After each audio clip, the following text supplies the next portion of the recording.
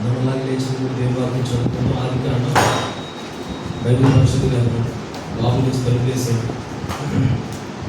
ఆది కారణం 22వ అధ్యాయం. ఆది కారణము 22వ అధ్యాయం. దేవుని నమ్మగలుగాక. హల్లెలూయా. 22వ అధ్యాయం 15 నుంచి చదువుకుందాం. యెహోవా దూత రెండవ మారు పరలోకమున అబ్రహామును పిలిచి చెప్పాను, నీవు నీ పక్కనే ఉన్న నీ కుమారునికి వెనుదీయక ఈ కార్యం చేసినందున నేను నిన్ను ఆశీర్వదించి ఆకాశ నక్షత్రములను సముద్ర తీరమున వేసుకోలేను. నీ సంతానము నిశ్చయముగా విస్తరింపచేసేది. నీ సంతతి వారు తమ శత్రువులను స్వాధీనపరచుకోవచ్చు. మరియు నేను నా మాట విని భూలోకమున జన్మలలో నీ సంతానం వలన ఆశీర్వదించబడినని నా తోడని ప్రమాణము దేవుడు ఎవరితో ప్రమాణం చేస్తున్నాడు?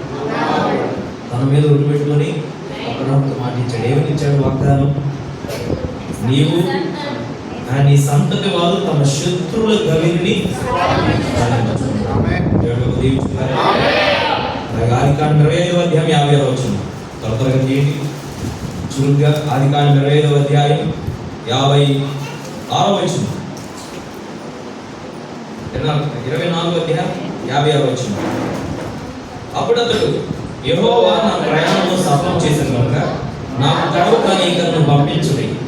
నా యజమాని వెళ్ళదని చెప్పినప్పుడు వారు ఆ చిన్నదాన్ని పిలిచి ఆమె ఏమన్నా తెలుసుకుందామని చెప్పుకొని ఇంకా పిలిచి ఈ మనుషులతో వెళ్ళేవారిని ఆమె అడిగినప్పుడు వెళ్ళదనండి.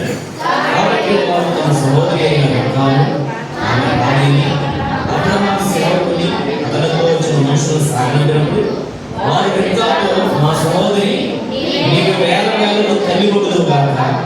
బాగా గమనించండి వాళ్ళు ఏం ప్రవచిస్తున్నారో. వారు రెబ్కాతో, మా సహోదరి నీకు వేల వేలకు తల్లి కొడుదు కాక. నీ సంతతి వారు తమ పగవారి గవిని మాట ఈ మాట ఒకటే కదా. పగవారంటే నీ శత్రువులనే కదా. నీ శత్రువు యొక్క గవిని స్వాధీనపరుచుకుంటున్నావు. ఆమెను దీవింపగా రెబ్కాయు ఆమె పనికత్తెలు లేచి ఒంటరిగా మనుషుని వెంబడి వెళ్ళి అట్లా సేవకుడు రెబ్కాను తోడుకొని పోయినా. హల్లెలూయా, హల్లెలూయా. దేవునికి మహిమ కలుగునుగా, కృప కలుగునుగా. హల్లెలూయా. దేవుడు వేస్తే సమ బయటికి పోతుంది. వస్తుందా? బాగా వస్తుందా? బాగా వస్తే కొద్దిగా అయితే అర్థం కళ్ళు మూసుకుందాం, ప్రార్థన చేసుకుందాం. ప్రార్థన చేసుకుందాం. దేవుడు మిమ్మల్ని దీవించుగా. ప్రార్థన కనుక మారు మాటలు కూడా కళ్ళు తీసేయాలి. ప్రార్థన ఉండాలి.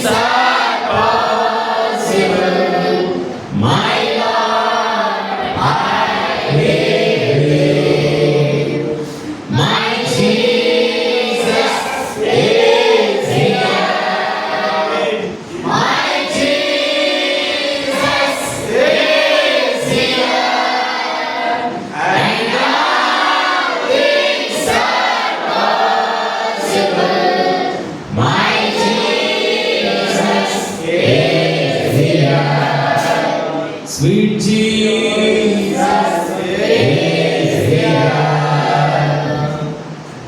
మౌనుడా, కృష్ణుడా, ప్రేమ నమ్మకం కలిగిన మా ప్రభువా, మా తండ్రి, మా యాజకుడా, మా యజమానుడా, మా భర్త, మా కర్త, దేవా నిన్ను స్తుతిస్తా ఉన్నాం ప్రభువా. ఇప్పటివరకు మా స్వరాలన్నిటితో నిన్ను స్తుతించే భాగ్యం ఇచ్చారు. ఓ ఎంత గొప్ప సంతోషం నాయన. ఒక్కొక్కరు ఒక్కొక్క పాట ద్వారా, ఒక్కొక్క రాగం ద్వారా నీ నామం గర్భవస్తున్నాయినా మాకు ధన్యత అయ్యిందని ప్రభువా. మా జీవితం కలిగి యోగ్యత లేదు, ఎంతో ఘోరమైన పాపం ప్రభువా. కృప చేత మమ్మల్ని రక్షించి వందనాలు ప్రభువా. ఇంటి గొప్ప సమాధానం నెమ్మది మా హృదయానికి ఇచ్చినందుకు వందనాలు ప్రభువా. ఈ గొప్ప దీవెనకై నేను స్తుతిస్తా ఉన్నాను. నీ బల ఎదుట చుట్టూ కూర్చునే కృప మాకు ఇచ్చినందుకే స్తుతిస్తా ఉన్నాను. బలిసిన దూతగా రంగం మీదకి వచ్చినందుకే స్తుతిస్తా ఉన్నాను. నీవే మా అందరితో మాట్లాడుతావు. గాలిని గద్దించి, అలజడలను గద్దించి, నిమ్మలపరిచి, కూర్చుంటకు కావలసిన యోగ్యమైన వాతావరణం దయచేయ. వాక్యము నుండి మా శ్రద్ధను, ధ్యాసను తొలగించే ప్రతి ఒక్క పరిస్థితులన్నిటినీ యేసుని నామములో మేము స్వాధీనపరచుకుంటా ఉన్నాం. రంగం మీదకి నీవు రమ్మని ఆహ్వానిస్తా ఉన్నాం. మాకంటే అరగంట ముందుగా ఇక్కడ రంగం మీద ఉండే దేవుడు, దూతగా ఉండే దేవుడు ప్రభువా, అయ్యా నీ యొక్క కదలికను మేము అనుభవించుదుముగా, నీ స్వరమును మేము విందుముగాక, కనులారా చూచుదుముగాక. దేవా, ఇక్కడ నిలబడిన వాడు మరుగవునుగాక, నిన్ను నీవే బయలుపరచుకుందువుగాక. నీ పిల్లలకు నిన్ను ఎల్లప్పుడూ బయలుపరచుకునే దేవుడు అయి ఉన్నావు. మైండ్ సమస్తం స్వాధీనపరచుకున్నాను. ప్రతి దైవ కార్యం లయపరుస్తుంది. ఆయన కాల్చుకున్న ప్రతి దైవము సిగ్గుగలిగినట్లు దేవా, అపవాది వాడి యొక్క నాయకులు దుర్గములు కూల్చివేసి రంగం మీదకి మీరు వచ్చి రక్కివేయమని ఈ మాట చేత ఆ జీవ ప్రతిచర్మం తృప్తిపరచున్నారు. ఎందుకంటే పాదపరిచయం ప్రభుత్వ భోజనంలో మీరు మాకు సహాయం చేయండి. యేసుక్రీస్తు అనబడి నామములో ప్రార్థించి స్తుతించి అడిగి పొందుకున్నాము. ఆమేన్. దయచేసి కూర్చుందాం. దేవుడు దీవించుగాక. హల్లెలూయా, హల్లెలూయా. కృప కలుగునుగాక. కాబట్టి చాలా అయిపోయింది. 10 పాటలు కలిసిపోయాను.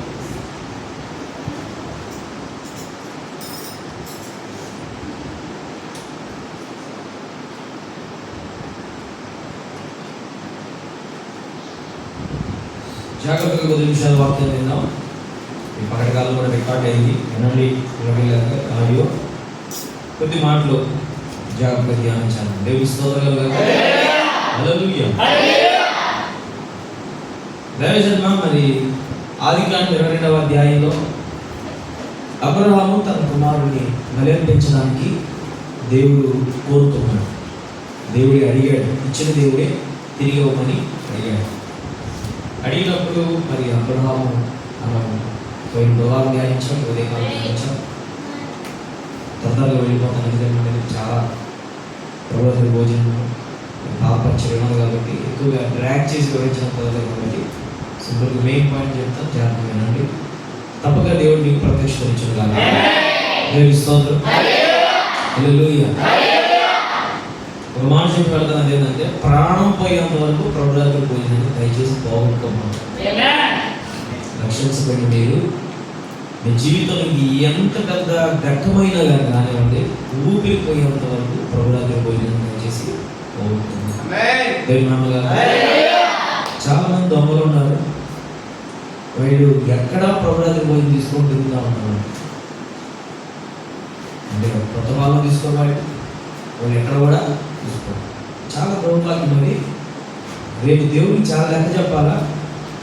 మరి వాళ్ళు చాలా దోషులుగా దేవుడి దగ్గర నిలబడతారని గ్రహించాలి. అది కూడా మీకు ఆరాధన మానుకొని, ప్రార్థనలు మానుకొని ప్రభుత్వ భోజనం బాగుంటుంది తిరిగే వీళ్ళు వాళ్ళు ఎంత మాత్రం కూడా వాళ్ళ యొక్క విధానాన్ని దేవుడు ఇష్టపడని మనం గ్రహించాలి. అయితే మేము ఇచ్చిన మీరు ధన్యులు. జాగ్రత్త వాక్యం విన్నాం. హల్లెలూయా. ఇచ్చిన దేవుడే తిరిగి మళ్ళా అపమానం కోరినప్పుడు అబ్రహాము శరీరరీతిగా చాలా పొంగిపోయాడు, కానీ ఆత్మ సంబంధంగా దేవునితో చాలా అనుభవం కలిగిన వాడు కనుక, దేవునితో చాలా దగ్గర సంబంధం కలిగిన వాడు కనుక ఆయన వాగ్దానాలు జ్ఞాపకం చేసుకొని మృతులు వైపున గర్భం నుంచి ఇచ్చిన నాకు కుమారుని ఇవ్వగలిగిన దేవుడు ఒకవేళ మృతమయ్యాకైనా మళ్ళీ తిరిగి లేవనెత్తగలడు. ఆయన సమర్థులని, ఆయనకి ఏదైనా సాధ్యమని నేను ఆయన నమ్మగలిగితే ఆయన ఏదైనా చేయగలడని నమ్మాడు అబ్రహాము. నమ్మి తన కుమారుని విశ్వాసం ద్వారా తల్లి కల్పించడానికి తీసుకొని వెళ్ళాడు. అనంతరం పోయిన పదాలు విపులంగా ధ్యానించాం. ఇందాక చెప్పా కదా, మీరే ఆ పిక్చర్ అంతా మీ మైండ్లో ఎప్పుడు ఉన్నారు, ఆ వివరణ అంతా మీ మనసులో ఉన్నారు. అబ్రహాము విశ్వాసం ద్వారా పనులు కింద పెట్టాడు. ఎవరిని తనతో కూడా తీసుకురాలేదు. తన కుమారుని ఎండ పెట్టుకొని ఆ పర్వతం మీదకి తీసుకుపోయాడు. ఆ పర్వతం మోరియా పర్వతం మీదకి ఎత్తుకొని పోయి అక్కడ బలిపీఠం పెట్టి కట్టెలను పేర్చి ఇస్సాకును పొరను పెట్టి తను వధించడానికి తనతో పైకి ఎత్తాడు. దేవుడు అప్పుడు అబ్రహాము కేక వేసి, ఒక్కడై ఉన్న నీ కుమారుని వెన్ను తీయలేదు కనుక ఇందును బట్టి నాకు అర్థమైందయ్యా నీ ఆరాధన ఎంత గొప్పదో, విశ్వాసం ఎంత గొప్పదో, నన్ను ఎంత ప్రేమిస్తున్నావో నాకు అర్థమైంది.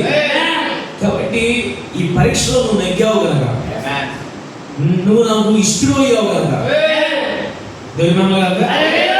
నాకు స్నేహితుడు కనుక అబ్రహాం నీకు ఒక వాగ్దానం చేస్తాను. ఏంటంటే నీ సంతతి వారు, ఇస్సాకులో నుండి వచ్చే సంతానం వారు తమ శత్రువు యొక్క గవిని వారు స్వాధీనపరచుకుంటారు. దేవుని మహిమ కలుగుగాక. హల్లెలూయా. మరియు నువ్వు నా మాట విన్నందున భూలోకంలోని జనములన్నీ నీ సంతానం వలన వారు ఆశీర్వదించబడును. దేవుని మహిమ కలుగుగాక. హల్లెలూయా. హల్లెలూయా. ఇప్పుడు యేసు ప్రభు ఏ యొక్క వంశంలో నుంచి వచ్చాడు? అబ్రహాము యొక్క సంతానం నుండి వచ్చాడు. అర్థమైందా? ఏ దేవుడైతే మాట్లాడుతున్నాడు అబ్రహాము నీ సంతానం ద్వారా సమస్త జన్మ దీవించబడదు అని చెప్పాడు. చెప్పిన దేవుడు ఎలా దీవించాడు? ఆయన అబ్రహాము నుంచి వస్తా ఉన్నాడు, ఆయన అబ్రహాము వంశావళి నుంచి వస్తా ఉన్నాడు. వాగ్దానం చేసేది ఆ దేవుడే, ఆ వాగ్దానం నిలబెట్టినది ఆ దేవుడే, నెరవేర్చేది ఆ దేవుడే, మార్గాన్ని సులభపరిచేది ఆ దేవుడే. అసలు నీనా ప్రమేయం ఏమి ఉండదు. కేవలం నమ్మగలిగితే చాలు, కేవలం ఆ వాక్యం పక్షముగా నిలబడగలిగితే చాలు. దేవుని నమ్మగలిగాక బలహీనతను సరి చేసుకొని మన పాపములు ఒప్పుకొని ఆ వాక్యముతో నిలబడగలిగితే నిశ్చయముగా ఆయన మన మీదకి వస్తాడు. హల్లెలూయా. సో ఇప్పుడు ఆయన చేస్తున్న వాగ్దానం ఏంటంటే నీ సంతతి వారు తమ శత్రువుల గవిని స్వాధీనపరచుకుంటారు. దేవుని నమ్మగలిగాక 22వ అధ్యాయంలో పరీక్షించబడ్డాడు. 24వ అధ్యాయంలో వివాహం జరుగుతుంది. దేవుని నమ్మగలిగాక. హల్లెలూయా. కృప కలుగునుగాక. హల్లెలూయా. 23వ అధ్యాయంలో తన తల్లి చనిపోయింది. గమనిస్తున్నారా? 22వ అధ్యాయంలో పరీక్ష, 23వ అధ్యాయంలో తన తల్లిని కోల్పోయాడు, 24వ అధ్యాయంలో ఇస్సాకు యొక్క వివాహం జరుగుతాం. దేవుని నామమున కృప కలుగునుగాక.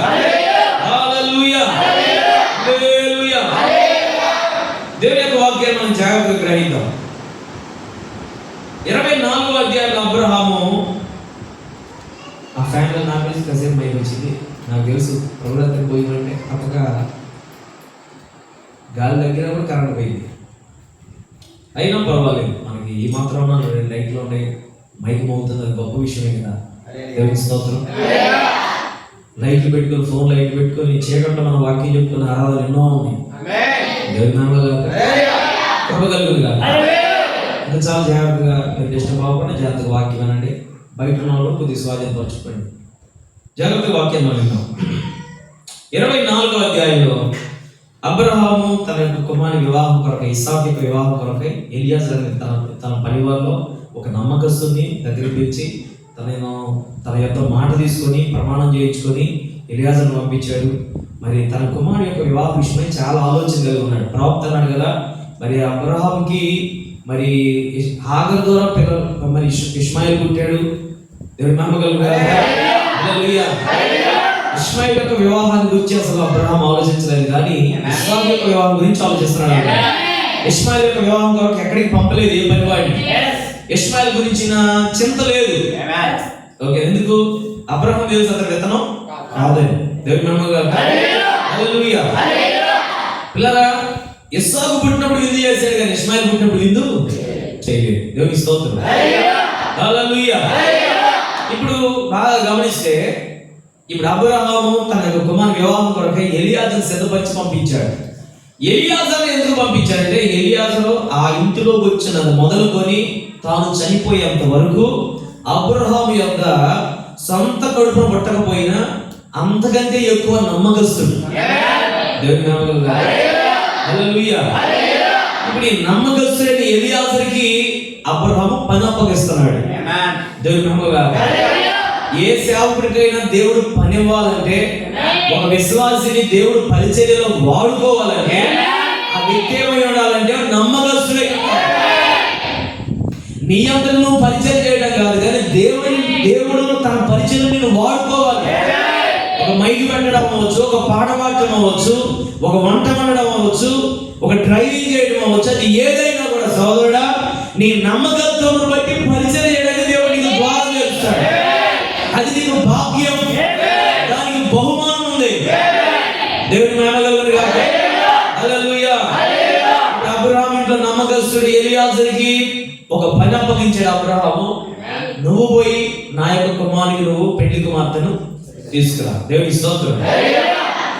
అబ్రహాము ఎలియాజరుని ఎలా నమ్మగలిగాడు?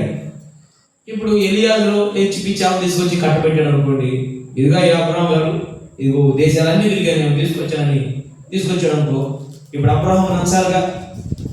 అర్థమైందా? ఇప్పుడు ఆ వచ్చిన ఎగిలాము అనుకో, ఇప్పుడు ఆ వచ్చినామా భయభక్తులు లేనాము అనుకో, ఇప్పుడు ఆ వచ్చినామా గ్రహింపు లేనాము అనుకో, ఆ ఇంటిలో ఉన్న విశ్వాసపు నాగరికతకు ఎమడలేని వ్యక్తి అనుకో, ఇప్పుడు అబ్రహాం ఏం చేయగలడు? అర్థమైంది నీకు వాక్యం? దేవునికి స్తోత్రం కలుగుతుంది. కాబట్టి మరి అబ్రహాము ఎవరు బయట వాళ్ళు తీసుకొస్తారో అలా తీసుకురాకు. మరి ఏమని చెప్తా ఉన్నాడో జాగ్రత్తగా గ్రహించండి. తన ఇంటి పెద్ద దాసుతో నీ చేతులను తడక పెట్టుము, నేను ఎవరి మధ్య కాపురం ఉన్నాను, ఆ కనానీయుల కుమార్తెల ఒకదానిని నా కుమారునికి పెళ్లి చేయక నా స్వదేశమున్న నా బంధువుల యొద్దకు వెళ్ళి ఇస్సాకును నా కుమారునికి భార్యను తెచ్చినట్లు ఆకాశం యొక్క దేవుడును భూమి యొక్క దేవుడినైన యెహోవా తోడని నీ చేత ప్రమాణము చేయించదను. దేవునికి స్తోత్రం కలుగును. హల్లెలూయా. అప్పుడు ఆ దాసుడు ఏమడుగుతాడు? ఈ దేశంలో నా వెంట వచ్చుటకు ఒకవేళ ఆ స్త్రీ ఇష్టపడని ఎడల నీవు బయలుదేరి వచ్చిన ఆ దేశంలో నేను నీ కుమారుని తీసుకుని పోవాలని అడుగగా, అబ్రహాము అక్కడికి నా కుమారుని తీసుకుని పోకూడదు సుమి, నా తండ్రి ఇంటి నుండి నేను పుట్టిన దేశం నుండి నన్ను తెచ్చి నాతో మాట్లాడి నీ సంతానంలోకి ఈ దేశం ఇచ్చేది నేను ప్రమాణం చేసి నాతో చెప్పిన పరలోకపు దేవుడు యెహోవా తన దూతను నీకు ముందుగా పంపును. దేవునికి నమ్మగలగాక. చేతులు చెప్పగలరు గట్టిగా. ఈ మాట నమ్ముతా ఉన్నారా? అబ్రహాము ఒక నమ్మకం చెప్తా ఉన్నాడు. ఏంటంటే నీకు ముందుగా దేవుడు తన దూతను పంపిస్తాడు. ఎందుకంటే నాకు ముందుగా నేను ఎక్కడికి వెళ్తాను, నాకు ముందుగా దూత వచ్చాడు, పరిశీలన దూత వచ్చాడు. లేకపోతే నేను ఈ స్థితిలో ఉండేవాడు కాదు. శత్రువుల చేతులు ఎన్నో మనం చిక్కాను, కానీ దేవుడు నన్ను విడిపించాడు. నాకు ముందుగా ఆయన ఉన్నాడు. ఈ రోజు కూడా నువ్వు నమ్మాల్సింది ఏంటంటే, హల్లెలూయా, ఈ కాలంలో కూడా ఇప్పుడు జాగ్రత్తగా గమనించాలి. ఈ కాలంలో కూడా తన వధువుతో కూడా ఎవరున్నాడు? తన దూత ఉన్నాడు. నువ్వు నేను ఎక్కడికి వెళ్ళినా మనకు తోడుగా దూత ఉన్నాడు. దేవునికి స్తోత్రం. అందుకే మనం ఎక్కిన విమానాలు కూలిపోవడం లేదు, మనం ఎక్కిన రైలు పట్టాలు తప్పడం లేదు, మనం ఎక్కిన బస్సులు కాలంలోకి వెళ్ళడం లేదు. మనం ఏమి తిన్నా, ఏం త్రాగినా, ఎక్కడికి వెళ్ళినా, ఏం చేసినా, ఏ పని చేస్తున్నా క్షేమంగా మన గుడారానికి వెళ్ళాలి. మనతో పాటు ఆయన దూత ఉన్నాడు. దేవునికి మహిమ కలుగును గాక. హల్లెలూయా. దైవజనమా, ఎలియాజరు అడుగుతున్నాడు, ఒకవేళ స్త్రీ ఇష్టపడకపోతే నేనేం చేయాలి? ఇస్సాకు అక్కడికి ఎక్కేయాలన్నా? అటు చేయకూడదు. ఎందుకంటే దేవుడు నన్ను వేరు చేసి తీసుకొచ్చింది తన వాగ్దానం నెరవేర్చాడు. ఇస్సాకు వాగ్దానం వదిలిపెట్టి ఎక్కడో ఉండడానికి వీల్లేదు. దేవుని మహిమ కలుగును గాక. హల్లెలూయా. హల్లెలూయా. ఇస్సాకు జీవితంలో వివాహం ఒక భాగం, కానీ వివాహమే ఇస్సాకు జీవితం కాదు. అర్థమైంది వాక్యం? ఏముందయ్యా, ఇక పెళ్లి చేసుకున్న ఆ అమ్మాయి ఏమో ఆ అబ్బాయిని ఎత్తుకుపోయాడా, పెట్టిందయ్యా, గెలిపోయి ఆడ ఉన్నాడయ్యా. ఇక ఇస్సాకు ఏం చేస్తున్నాడు? ఇక ఇస్సాకు ఆ ఇంట్లో కలిసిపోయి ఇక వాళ్ళ వ్యవసాయం చేస్తూ వాళ్ళ కూరలు కాస్తూ ఇక ఎక్కడ బ్రతికి పట్టగలుగుతున్నాడు కాదు. అసలు నన్ను వేరు చేసి తీసుకొచ్చిందే వాగ్దానం నెరవేర్చడానికి, దేవుడు తన ప్రణాళిక నెరవేర్చుకోవడానికి. కాబట్టి ఇప్పుడు నా కుమారుడు కూడా ఇప్పుడు ఎందుకు నాకు దేవుడు ఇచ్చాడంటే, నా ప్రణాళిక, నా పట్ల దేవుడికి ఉన్న ప్రణాళిక కొనసాగాలంటే నాకు ఒక కుమారుడు ఉండాలి కదా. నాకు ఒక కొడుకు ఉన్నాడని నేను చెప్పుకోవడానికి కాదు. రేషన్ కార్డులో రేషన్ కార్డు మేము ఎంతనే ఫోటోలు ఉంటాయని కాదు. ఇస్సాకు నాకు ఎందుకు ఇచ్చాడంటే, దేవుడు తన ప్రణాళిక నెరవేర్చుకోవడానికి నాకు సంతానాన్ని ఇచ్చాడు. ఇక్కడికి వచ్చిన ప్రతి ఒక్కరికి అర్థం అవ్వాల్సింది ఏంటంటే, నీ కడుపును పుట్టిన పిల్లలు దేవుడు దేనికి ఇచ్చాడంటే, ఎవడైనా తాగాది కొద్ది ముందు పడవల కొత్త తీసుకొని పోవడానికి కాదు. అర్థమైందా? నాకేమిరా, నాకు 5, నాకు 4. ఒక ఆయన ఉన్నాడు, ఎందుకు ఎంతమందిని కంటున్నావు? 7 మందిని కన్నావు నాయన. క్రికెట్కి 11 మంది వెళ్ళేటట్టున్నావే, ఎంతమందిని కంటే ఇంకా ఉండడానికి చచ్చిపోవడానికి, కానీ అంగన్వాడీలో ఆర్టిఫిషియల్ తిరుగుతుంటే ఆయన అన్నాడంట, ఏదైనా గొడవ వస్తే నా పిల్లలే సరిపోతాను, ఎవడైనా అవుతాను, ఊరు మొత్తానికి సమాధి చెబుతాను, నేను నా పిల్లలు. అందుకంటున్నాడు పోటీ పడి, అందుకంటున్నాడు నా వంశవాళ్ళు ఒక్కింటోలే. ఇప్పుడు నేను కని కని కని కని ఇప్పుడు ఏం చేయాలి అమ్మా? ఏం చేయాలంట? నువ్వు కానీ కుక్క కూడా అంటాను, మంది మీద కుక్క కూడా కానీ 10 మంది పిల్లలు. అర్థమైందా? ఇక్కడ కావాల్సిందంటే నువ్వు కలుపుదాకా ఏది పడితే భూమి మీద తీసుకురావడం కాదు, దేవుడు ఇవ్వాలి. తన ప్రణాళిక కొరకు దేవుడికి ఇవ్వాలి.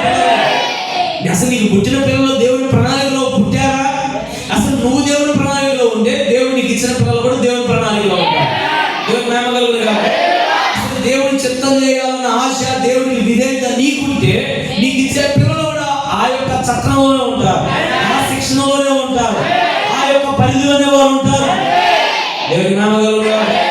హల్లెలూయా. కృప కలుగును గాక. దేవుడు మనం దీవించును గాక. హల్లెలూయా. జాగ్రత్తగా వాక్యాన్ని పట్టుకోనండి దైవజనమా. ఇప్పుడు ఎలియాజరుని పంపిస్తా ఉన్నాడు. ఎందుకు పంపుతా ఉన్నాడు ఎలియాజరు?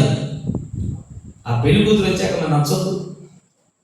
ఏదైనా సంబంధం చూస్తే ఆ పిల్లవాడు వాళ్ళ అమ్మ నాన్న 100 సార్లు చూసుకుంటారు. నువ్వు చూసి వచ్చిన పిల్లలు జడే లేదురా, జుట్టే లేదురా, అయ్యా నువ్వు చూసిన పిల్లకి రంగు లేదురా, నల్ల ఉందిరా, ఆ పిల్ల ఎందుకురా? కాదు మా ఎట్టో కంటే నచ్చి చేసుకోవాలి పెళ్ళి. ఆడికి పెళ్లికి ఇచ్చి పెట్టింది, వీళ్ళే జడలో రంగులు చూస్తున్నారు. వీళ్ళు ఇంకేడ కుదిరింది పెళ్లి.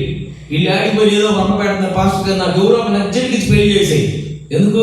వాడికి అర్థం కావట్లేదు, దాంట్లో పోయి పడితే కానీ నాకు తెలియదు.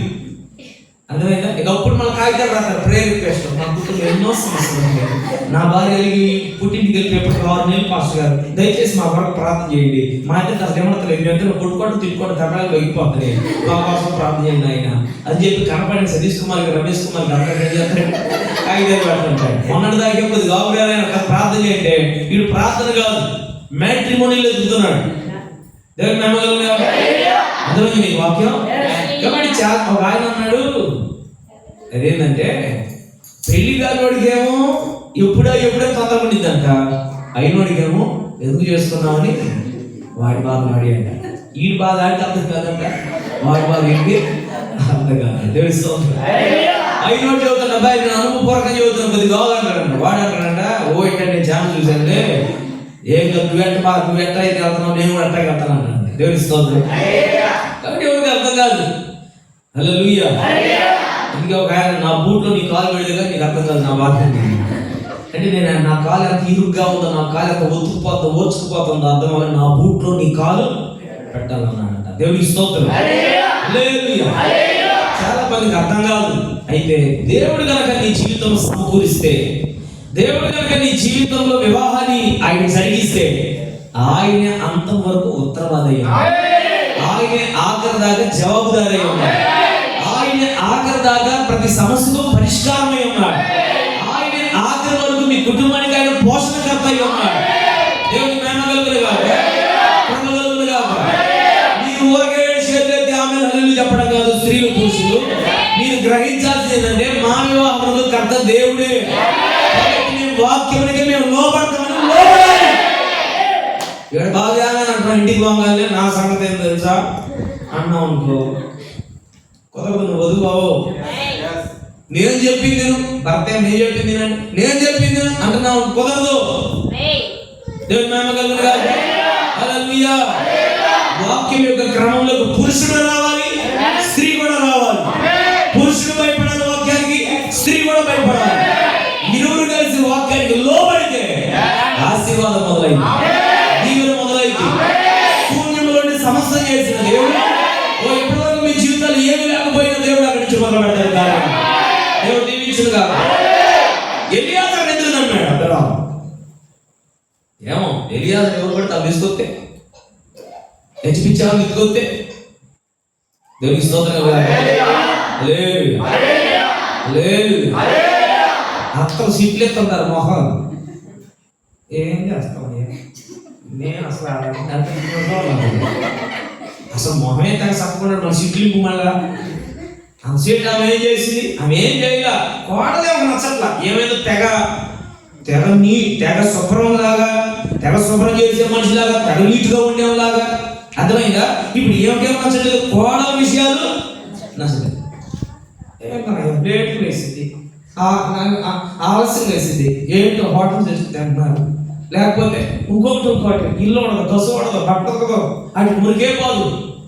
అసలు జాగ్రత్తగా గ్రహించాలి. ఇప్పుడు ఈమెలో తెగ జాగ్రత్తగా చాకరీ చేసి కష్టపడినాలాగా, చాలా శుభ్రంగా లాగా, ఇప్పుడు ఇంకెవరు నచ్చారు?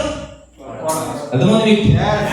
ప్రతి ఇంట్లో ఫ్రాంక్ గా మాట్లాడుకుంటే ఎక్కడ ప్రతి ఇంట్లో ఉండేది రోగం, ఇంకా నచ్చదు. దేవుని స్తోత్రం. ఎక్కడో ఒక చోట అత్త కోడలు ఇద్దరు కలిసి ఐక్యతతో బైబిల్ తీసుకుని ప్రాంతంకి వచ్చేది.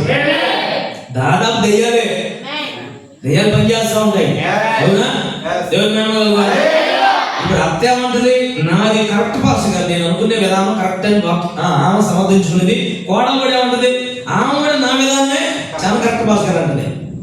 కానీ ఇక్కడికి వధువుగా వచ్చిన మనకు మాత్రం కుదరదు, ఆ పుస్తకతనం కుదరదు. తప్పగా ఇరువురు వాక్యం మీద కలుసుకోవాలి, ఇరువురు వాక్యం బట్టి ఒకరి పాత్రలో ఒకరు అడగలగాలి, ఇరువురు వాక్యం బట్టి ఒకరికొకరు హత్తుకోవాలి. నయ్యో మీరు రూతు బంధం ఇక్కడ కావాలి. ఓ రూతా, నీవు బోయాజు భార్య అవ్వాలంటే నయ్యో మీరు ప్రేమించాలి, నయ్యో మీరు వెంబడించాలి. ఓ నయ్యో నీవు అంగీకరించబడాలంటే రూతుని నీ వెంట రానివ్వాలి, రూతుని నువ్వు చేర్చుకోవాలి, రూతు విషయమై నిన్ను నీవు తగ్గించుకోవాలి. దేవుని నామములో హల్లెలూయా. నాకు కుదరదు బాస్ గారు, నాకు ఈగో ఎక్కువ, నాకు కుదరదు అని ఒకవేళ ఏ స్త్రీ అయినా ఏ పురుషుడైనా ఒకవేళ ఇంకా పైకి ఎగిరారు అనుకోండి, దేవుడు విడిచిపెడతారని గ్రహించండి. దేవుని స్తోత్రం. హల్లెలూయా. నువ్వు వాక్యం పెరిగిన ఎక్కువైతే నీకు పట్టింపు ఉండడానికి వీల్లేదు, పట్టులు ఉండడానికి వీల్లేదు, నేను కట్టిన కుందేలు మూడే కాలం నువ్వు బ్రతకడానికి వీల్లేదు. ప్రతి విషయాన్ని విడిచిపెట్టాలి. అంతే పట్టుకొని కూర్చున్నావో నీ పతనం మొదలైంది. అంతే. ఎవరైనా సరే సేవకుడైనా విశ్వాసైనా ఎవరైనా, నువ్వు ఎవరైనా సేవకుడైనా ప్రతి ఒక్కరి బాగా గ్రహించాలి, పట్టులు పట్టారో పతనం మొదలైంది. దేవుని వాక్య క్రమంలో రావాలి. ఇప్పుడు అబ్రహాం ఏం భయపడాలంటే, ఎవరు పడితే వాళ్ళు నాకు మొదలు పెడతారని భయపడాలి. కానీ అబ్రహాం తెలుసు, దేవుడు నా జీవితంలో పడవరకు ఏది కూడా తన చిత్తం లేకుండా ఒక చిన్న పని కూడా ఆయన చేయలేదు. కాబట్టి నా కుమారుడు యోగం చిన్న విషయమా, వాగ్దానం యొక్క కొనసాగింపు, వాక్యం యొక్క కొనసాగింపు, ఆయన ప్రణాళిక కొనసాగింపు. ఇప్పుడు ఈ కొనసాగింపు జరగాలంటే తప్పక యోగ్యమైన బిడ్డనే తీసుకొస్తాడు. స్తోత్రం. నేను వయసులో పెద్దోడు అయిపోయాను, వెళ్ళి ఎత్తుకొని రాలేను. కాబట్టి ఎన్నాళ్ళుగా నా దగ్గర ప్రార్థన నేర్చుకున్నవాడు, ఎన్నాళ్ళుగా నా దగ్గర ప్రత్యక్షతో వాక్యం అన్నవాడు, ఎన్నాళ్ళుగా నా దగ్గర నుండి ప్రార్థన నేర్చుకున్నవాడు, ఎన్నాళ్ళుగా నాతో నడిచిన వాడు, ఎన్నాళ్ళుగా నా దర్శనంలో పాలిభాగస్తులైన వాడు ఎలియాజరు ఉన్నవాడు. కాబట్టి ఎలియాజరే సరిపోయేవాడు. దేవుడి నా కుమారునికి యోగ్యమైన బిడ్డను తీసుకురాగలిగిన ప్రత్యక్షత కలిగిన వాడు, యోగ్యమైన బిడ్డను వెంట పెట్టుకొని తీసుకురావడానికి ఆత్మ నింపుదల కలిగిన వాడు. మీ పిల్లలకు పెళ్లి సంబంధాలు ఎత్తుకురావడానికి బాగా కులాలు తెలిసిన వాడు కాదు పంపాల్సింది. రే నోడైతే మా కొలపాడు మొత్తం తెలుసురా, ఆ ఇంటి పేరు ఈ ఇంటి పేరు మొత్తం తెలుసురా, ఆడి పెళ్లి పేరు కూడా సరిపోడురా, ఆడికి అప్పగేద్దాంరా. నీ పిల్లల వివాహాలు పెళ్లి పేరెంట్ చేతిలోకి వెళ్ళకూడదు. నీ పిల్లల యొక్క వివాహాలు మారు మనసు లేని వారి చేతుల్లోకి, వాళ్ళ నిర్ణయాల్లోకి వెళ్ళడానికి వీలు లేదు. నీ బిడ్డల యొక్క వివాహాలు మొదటిగా దేవుడి చేతికి అప్పగించాలి. రెండవది, నువ్వు నిజంగా రక్షించబడిన వ్యక్తి అయితే నీ సేవకుడు నీ బిడ్డల విషయం బాధ్యత తీసుకుంటాడు. నీకు మారు మనసు లేకపోతే మహమాటలు లేకుండా నీకే అప్పగిస్తాడు ఆ బాధ్యత. నువ్వే చూసుకోవడమే, నీ పెళ్లి నువ్వే చూసుకోవడం, నీ పెళ్లి నువ్వే చేసుకోవడం. భాస్కర్ హాజరు నేను మనం ప్రార్థన చేసి పక్కకు పోతున్నాం. వర్తమాన ప్రకారం పెళ్లికి కూడా పోవద్దు అన్నట్టు పోతారు.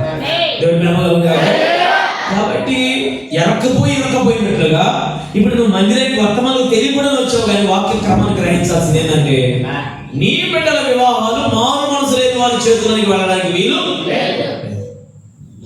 భక్తిహీనులు, బుద్ధిహీనులు, ప్రత్యక్షత లేని వాళ్ళు, ప్రార్థన లేని వారి యొక్క నిర్ణయాల మీద నీ పిల్లల వివాహాలు ఆధారపడి జరగడానికి వీలు.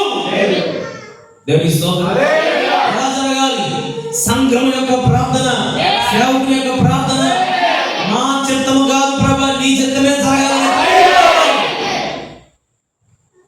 దేవుడి మహిమలు. హల్లెలూయా, హల్లెలూయా, దేవుడి మహిమలు. కాబట్టి అన్యాచారములు లేని వాక్యముతో మాత్రమే జరిగే వివాహం కావాలి. ఎదుగొచ్చిన యవనస్తులారా, వాక్యం విని విని విని విని చివరకు సేవకుడిని మోసం చేయక ఇప్పుడే ఒక తీర్మానంలోకి రా.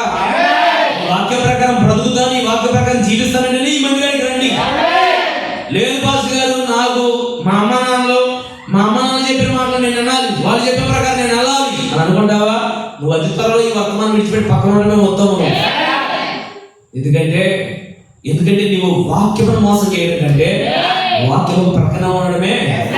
దేవుని స్తోత్రం. హల్లెలూయా.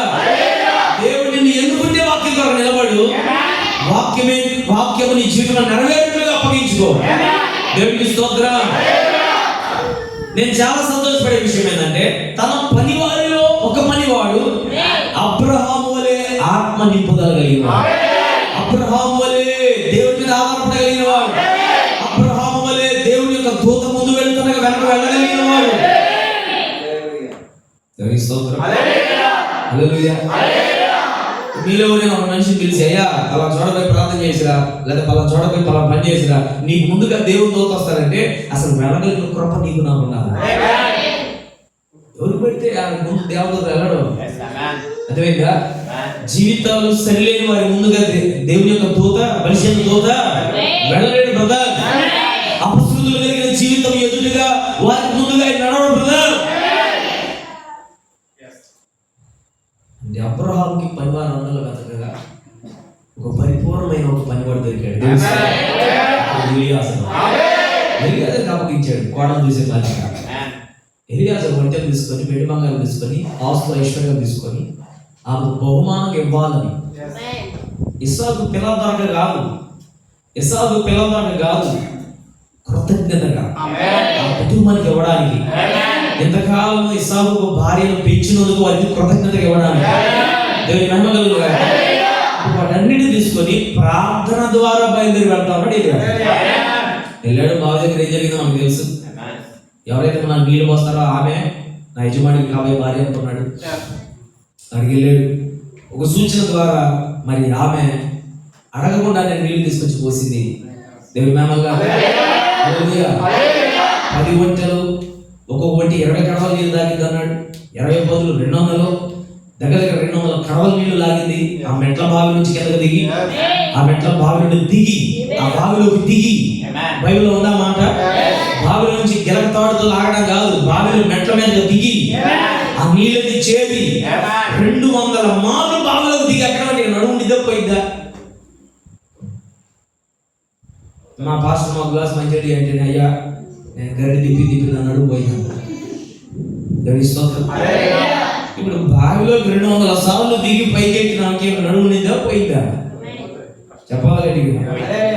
దేవుని నామములో హల్లెలూయా.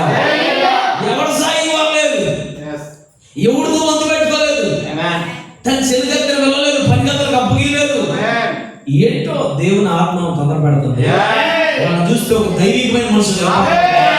ఎందుకంటే జగత్తు పునాది వేయబడక మునిపే ఎలియాజరు, అబ్రహాము, ఇస్సాకు అందరూ ఏమన్నా అక్కడ ఉన్నవారు కనుక, బ్రదర్ అక్కడ ఉన్నవారు కనుక, అక్కడ ఉన్నారు కనుక ఇక్కడ ఉంటున్నారు. దేవుని నామములో హల్లెలూయా. ఇప్పుడు మనందరం ఇక్కడికి ఎలా సమకూడాం? అక్కడ ఉన్నాం కాబట్టి ఇక్కడ కలిసి ఉండగలుగుతాం. ఇక్కడ ఏ లాభం లేదు, ఇక్కడ ఏ స్వార్థం లేదు, ఇక్కడ ఏ వ్యసనం లేదు, ఇక్కడ ఏ అసూయం లేవు, ఇక్కడ ఏ ద్వేషాలు కావులేదు. సోదరుడా, ఇక్కడ ప్రతి ఒక్కరూ వాక్యము చేత తృప్తిపరచబడుతూ, వాక్యము కొరకు జీవిస్తూ, వాక్యమును ప్రేమిస్తూ సమకూడుతున్నారు. ఈ వాక్యములో ఏమనలేని పక్కకి వెళ్ళిపోవడం తప్ప, ఈ వాక్యమును ప్రేమించిన పక్కకి వెళ్ళడం తప్ప, ఈ క్రమంలోకి రాలేని పక్కకి పోవడమే తప్ప, వాక్యము కార్యక్రమం ఉన్నవాడు ఎవరు ఇక్కడ నుంచి దేవుని స్తోత్రం కలుగునుగాక. హల్లెలూయా. దేవునికి మహిమ కలుగునుగాక, కృప కలుగునుగాక. హల్లెలూయా. జాగ్రత్తగా గ్రహించారు. ఇప్పుడు ఎలియాజరు చూడగానే రెబెక్కాకి ఏముందంటే వారికి నీళ్ళు ఇవ్వాలని మనసు కలిగింది. ఆ మెట్ల బావి దగ్గర కలుసుకున్నారు వాళ్ళు. రెబెక్కా తన ఇంటికి చేసుకున్నారు. నీళ్ళు తాగే అంతా అయిపోయింది. వాళ్ళు పరదేశులు యాత్రికుల్లాగా వచ్చారని అర్థమైంది. ఆ రెబెక్కానే వాళ్ళ ఇంటికి ఇన్వైట్ చేసింది, ఇంటికి తీసుకెళ్ళి తన వాళ్ళకి పరిచయం చేసింది. వాళ్ళు ఏం చేశారు తెలిసిన, మరి దైవజన్మ మరి లాభాలు ఆ నీళ్ళని తోడినందుకు తన చెల్లికి ఇచ్చిన బహుమానం ఇదంతా చూసి సంతోషపడిపోయాడు. మరి ఎవరు చేత ఆశ్రయించబడినవాడు బయట ఉన్నాడు కదా, లోపలికి రాని మరి వాక్యం ఎత్తి మరి పిలుస్తున్నాడు లాభాలు. దేవుని స్తోత్రం.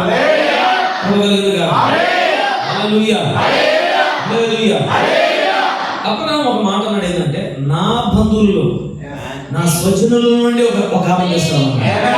దేవుని నామములో ఎవరంట? రెబెక్కా ఎవరు చూసారా మాట? అబ్రహాము సహోదరుడైన నాహోరు భార్యకు మిల్కా కుమారుడైన బెతూయేలునకు పుట్టిన రెబెక్కా కడవ భుజం మీద పెట్టుకొని వచ్చెను. 15 నా స్వదేశమందున్న నా బంధువులు ఎదుగు వెళ్ళి. ఇప్పుడు అబ్రహాము ఎక్కడ పడితే అక్కడ ఎవరు పడితే వాళ్ళు తీసుకురామంటలా, నా స్వజనుల దగ్గరికి వెళ్ళి, నా బంధువుల యొద్దకు వెళ్ళి ఇస్సాకు నా కుమారుని భార్యను తెచ్చినట్లు ఆకాశం యొక్క దేవుడును భూమి యొక్క దేవుడిని యెహోవా తోడని నీ చేత ప్రమాణము. రెబెక్కా ఎవరు? అబ్రహాం యొక్క బంధువే. దేవుని స్తోత్రం. హల్లెలూయా. కానీ వీరు విగ్రహాలలో ఉన్నారు. వీరందరూ ఇంకా పాత విగ్రహాలలో ఉన్నారు, విగ్రహాలు పూజిస్తా ఉన్నారు. కానీ ఆ విగ్రహాల నుంచి దేవుడు అబ్రహాం బయటికి తీసుకొచ్చాడు. అబ్రహాం ఇస్సాకు ఎక్కడ మళ్ళా బంధువులు ఎందుకే పంపిస్తున్నాడు. దేవుని స్తోత్రం. ఇప్పుడు రేపు ప్రభు అయిన యేసుక్రీస్తు నిన్ను నన్ను వివాహం ఆడాలంటే మనమేమై ఉండాలంటే జగత్తు పునాది వేయబడము మనం ఆయన యొక్క రక్త సంబంధం. దేవుని నమ్మగలుగుతా అంటే ఇక్కడ ఈ పాయింట్ పెట్టుకొని చాలా మంది కులం, అబ్రహామే కులం చూసి చేసుకున్నాడు కదండి, బంధువులు అన్నాడు కదండి, సొంతూరు అన్నాడు కదండి. బ్రదర్ అది కాదు, అక్కడ ఇది ఛాయ గమనించాలి. ఇది ఛాయ. ఒకడు అంటాడు ఎలియాజరు రెబెక్కా ఎంత వెండి బంగారం నగలు వస్త్రాలు ఇచ్చాడు కదండి పాస్టర్ గారు, మేము నగలు పెట్టుకుంటే నీకు బాధ ఏంది పాస్టర్ గారు? ఇచ్చాడు. ఇది ఛాయ. ఈ వెండి బంగారం నగలు దేని గుర్తు? అసలైన అలంకారం వాక్యంలో గుర్తు. చెప్పి వెండి బంగారముల కంటే మిన్నమైనది వాక్యం. అది శాస్త్రాలు గొప్పవి. కృపగలుగునుగాక. హల్లెలూయా. దేవుని నామములో హల్లెలూయా. ఇప్పుడు మనం జాగ్రత్తగా గ్రహిస్తే రెబెక్కా ఇంటికి తీసుకుపోయింది, వాళ్ళు ఆహార సిద్ధపరిచారు, భోజనం చేయమంటే ఎలియాజరు అన్నాడు, నేను వచ్చిన పని కాకుండా తిన్నా అన్నాడు. ఇదేందయ్యా వచ్చిన పని కాలేదా? నీళ్ళు తాగితే, ఒంటెలు తాగితే, మేత ఎత్తివి, రాయాలి నీళ్ళు తోడివి, సంతోష పెడితే, ఇక నీకు వచ్చిన పని కాకపోవడం పొడుకొని శుభ్రం నిద్రపోక మళ్ళీ వచ్చిన పని కాదంటే అప్పుడు ఎలియాజరు అన్నాడు అసలు వచ్చిన పని అని. అవన్నీ సూచనలే. ఏది వచ్చిన పని? చదువు కూర్చొని చెప్పడం మొదలు పెట్టాడు. ఇస్సాకు గురించి చెప్పడం మొదలు పెట్టాడు. అబ్రహాము గురించి చెప్పడం మొదలు పెట్టాడు. వారిరువురు ఈ ప్రాంతం నుంచి ఎలా వేరు చేయబడి దేవుని చేత నడిపించబడ్డారో ఆ సాక్ష్యం సువార్తగా చెప్పాడు. దేవుడు వారి అగ్ని సమంగా మేఘ సమంగా ఎలా తోడైనాడో చెప్పాడు. ఎంతో మంది ఐగుప్తు రాజుల చేత నుండి దేవుడు అబ్రహాం ఎలా విడిపించాడో చెప్పాడు. అబ్రహాము నడుస్తుండగా దేవుడు ఎలా దీవించాడో చెప్పాడు. అబ్రహాము బుల్లనిపిస్తుండగా దేవుడు ఎలా దిగివచ్చి వాడిని అంగీకరించాడో చెప్పాడు. దేవుడు అబ్రహాము చేసిన నిబంధన చెప్పాడు. అసలు అబ్రహాముకి ఇస్సాకుని ఎలా ఇచ్చారో మరణమంతా బయలుపరిస్తే నీకులాగే కొద్దిమంది అన్నారే అట్టాగే నా లాభను వెతికేది. కానీ రెబెక్కా మాత్రం విశ్వాసం. వీళ్ళకేమో ఓహో కొంతమంది ప్రొక్క చేతులే కొంతమంది ఏమని చెప్పు ఆమేన్ హల్లెలూయా అన్నట్టుగానే బెతూయేలును లాభం వీళ్ళందరూ వాళ్ళ సత్వం. కానీ ఈ రెబెక్కా ఇది అది చేయడం ఈ మన లోపల ఉండే ఆమేన్ హల్లెలూయా వినే కొద్దీ విశ్వాసం కలుగుతుంది. ఇది బెడ్రూమ్, ఇది హాల్, ఇది రెబెక్కా రూమ్, ఇది లాభం రూమ్, ఇన్ని రూములు లేవు అట. మొత్తం ఒకటే గుడారం, మధ్యలో పార్టీషన్. ఏం కట్టారు? ఏ పట్ట కట్టారు? పట్టవతల రెబెక్కా, పట్టవతల ఎలియాజరు వర్తమానం. దేవుని నామములో ఎలియాజరు చెబుతా ఉన్నాడు ఎవరి గురించి?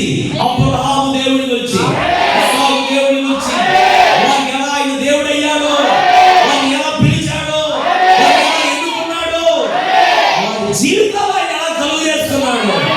దేవునికి మహిమ. ప్రతి విషయమును వారికి చెబుతూ ఉండగా వాళ్ళకైతే విశ్వాసం కలగలేదు, కానీ ప్రభుగారికైతే వింటూ ఉండే సగం వాక్యం వినగానే, సగం సంగతులు వినగానే పూర్తిగా కలుసుమా కొత్త గొప్ప విందలేదో పైనుంచి బ్యాగ్ ఏ సఫారియో ఏ విఐపి ఏ బ్యాగ్ దొరికింది కానీ డిమాండ్ లాంటి నాకు తెలిసి ఏ తోలు సంచి లాగింది. దేవుని స్తోత్రం. లాగి ఆమె చేతికి దొరికిన బట్టలు మొత్తం నీళ్లు పెట్టి. మనమైతే ప్రార్థన రావాలంటే పోయిన వారం బ్లూ పెట్టారు, ఈ వారం పింక్, వచ్చే వారం గ్రీన్, ఈ వారం వైట్, ఫ్యాషన్ డిజైనర్ మరి రామ కావాలండి. దొరికింది కట్టుకో ప్రార్థన రా. హల్లెలూయా. ఇక్కడ ఎవరు నీకు మార్కులు వేసేవాళ్ళు లేరు, ఇక్కడ ఎవరు నువ్వు పొగిడేవాళ్ళు లేరు, ఇక్కడ ఎవరు బట్టల గురించి సంభాషణ రావడానికి వీలు లేదే. ఒంటి నిండా వస్త్రం ఉన్నా లేదా? దేవునికి స్తోత్రం. కొంతమంది ఇంకో గుంపు ఉంటారు. వీళ్ళే గుంపు అంటే మనం చీకట్లో కనుక బరిగొడికి మేత వాము దగ్గర పోతాయి. మా ఊర్లో గడ్డవాము చేశానా, గడ్డవాము కాడికి పోయి గడ్డవాము గారు చూసి తీరు ఇది చూసి మాట్లాడతారు. అట్లాగే కొద్దిమంది ప్రార్థన అనగానే చేయి పెడతారు ఆ పనిలోకి. ఆ గూట్లో ఉంటాయి పెద్ద గడ్డం ఉండిద్ది అన్న. ఆ గడ్డం నుంచి లాగి ఏం దొరుకుతుంది నీకు చుట్టుపక్కల రావడం హేసంతో చేయి. దేవుని స్తోత్రం. దేవుడు వారి గడ్డి వాములన్నిటి దీవించున్నాడు. ఆమేనా. దేవుని స్తోత్రం. చెప్పు గట్టిగా హల్లెలూయా. హల్లెలూయా. కొంతమంది ఈ రోజు వస్త్రం చుట్టూ పెట్టడం, ఇంకో వస్త్రం రెండో వేసి మళ్ళీ ఆ వస్త్రం కూడా చుట్టూ పెట్టడం, మళ్ళీ ఇంకో వస్త్రం తీయటం. దేవుని స్తోత్రం.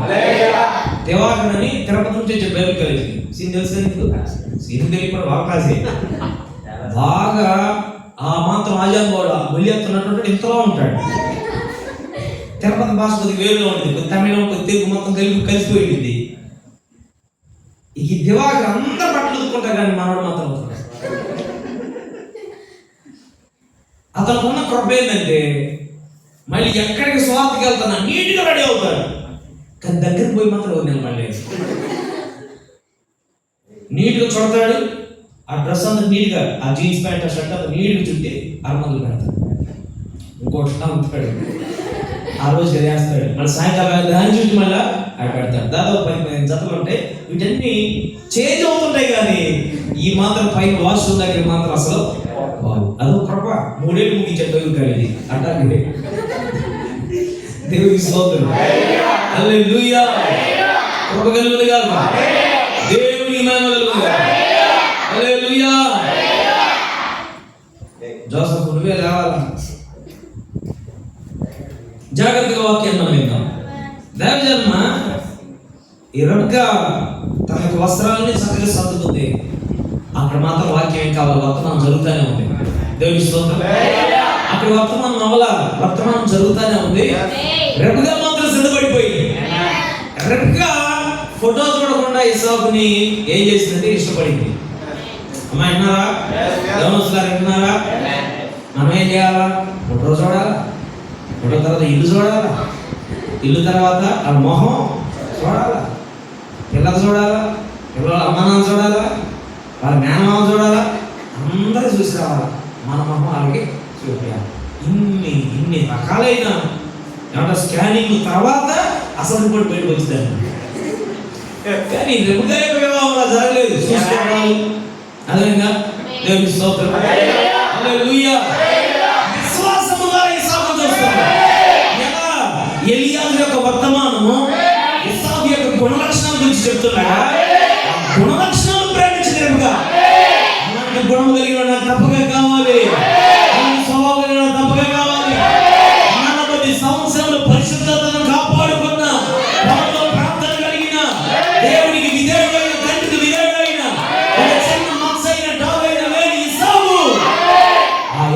నాకు పెరిమిటిగా నాకు కావాలని ఎంత సిద్ధపడిపోయి బ్యాగ్ సర్దేసి బ్యాగ్ సర్ది ఎలియాజులో వాక్యం అంతా అయిపోయిన తర్వాత చూడండి ఏమంటున్నాడు.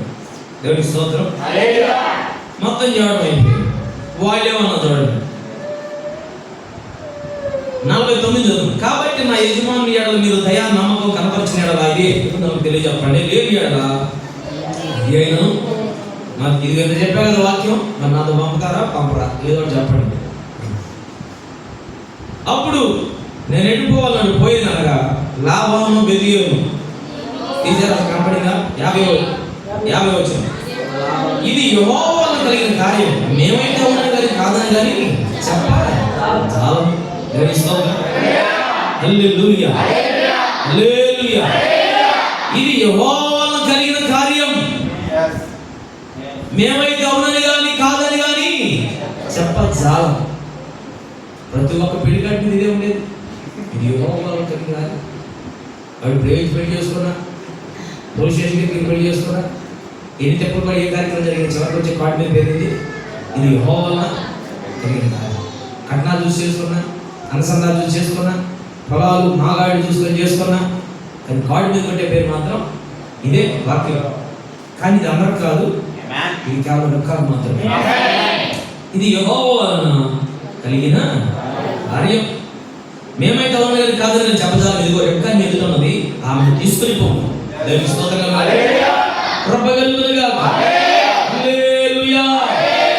వాళ్ళు ఏమన్నారంటే అయ్యా రెక్కని ఎదుగుతుంది, ఇంత వాక్యం చెప్పి వెతికి యెహోవా సెలవిచ్చిన ప్రకారం ఈమెను యజమానుని కుమారునికి భార్య అగునుగా కానీ ఉత్తరం ఇచ్చింది. అబ్రహాము సేవకుడు వారి మాటలు విని యెహోవాకు సాష్టాంగ నమస్కారము చేశాను. తర్వాత ఆ సేవకుడు వెండి నగలను బంగారు నగలను వస్త్రం తీసి రెబెకాకు ఇచ్చాను. మరియు అతడు ఆమె సహోదరికి తల్లికి విలువగల వస్తువులు ఇచ్చాను. అతడును అతనితో కూడా మనుషుల పాలు పుచ్చుకొని అక్కడ రాత్రంతయు దేవుని మనగా ఇదంతా సెట్ అయ్యాక అప్పుడు ఏం చేస్తున్నారు, అన్నపానాలు పుచ్చుకొని బహుమానాలు ఇచ్చుకున్నారు. అయిపోయింది. అతనితో కూడా మనుషుల పాలు పుచ్చుకొని అక్కడ ఆ రాత్రంతయు ఉండేది. ఉదయం వారు లేచినప్పుడు అతడు నా యజమాని దగ్గర పంపుడని చెప్పగా ఆమె సహోదరుడు ఆమె తల్లియు ఈ చిన్నదాన్ని 10 దినములైన మా యొద్ద ఉండలేము. దేవుని స్తోత్రం. రాత్రి ఏమన్నారు, నీ ఎత్తున్నది దైవజెండా ఎత్తుకోము, కానీ తెల్లరంగా ఏమైంది అదైనా 10 దినములు ఉండలేము. దేవుని స్తోత్రం. హల్లెలూయా. ప్రభు కలుగునుగా. తెల్లారి కొద్దిగా మనసు కొద్దిగా ఏమైందంటే మమతాం రాగాలు వెళ్ళిపోయింది. రాత్రి 2 నగలు ఇచ్చే ముందేమో వెళ్ళి తీసుకెళ్ళిపోయా అంటే నీ యజమాని యొక్క కుమారుడు ఇస్సాకు మా కుమార్తె భార్యగా ప్రవచించారనమాట. కానీ తెల్లారగానే ఏమన్నారు ఇద్దరు, లాభం అమ్మా పత్తినాను ఆ చిన్నదాన్ని ఉన్నది అయ్యా నర్సులను చెప్పండి పాపకి చూసి 4 టిబ్లీలు పెట్టి 4 నలుగులు వేసి పసుపు పూసి పడుతున్నావు అంటే వాళ్ళు అంటుంటే చూడండి.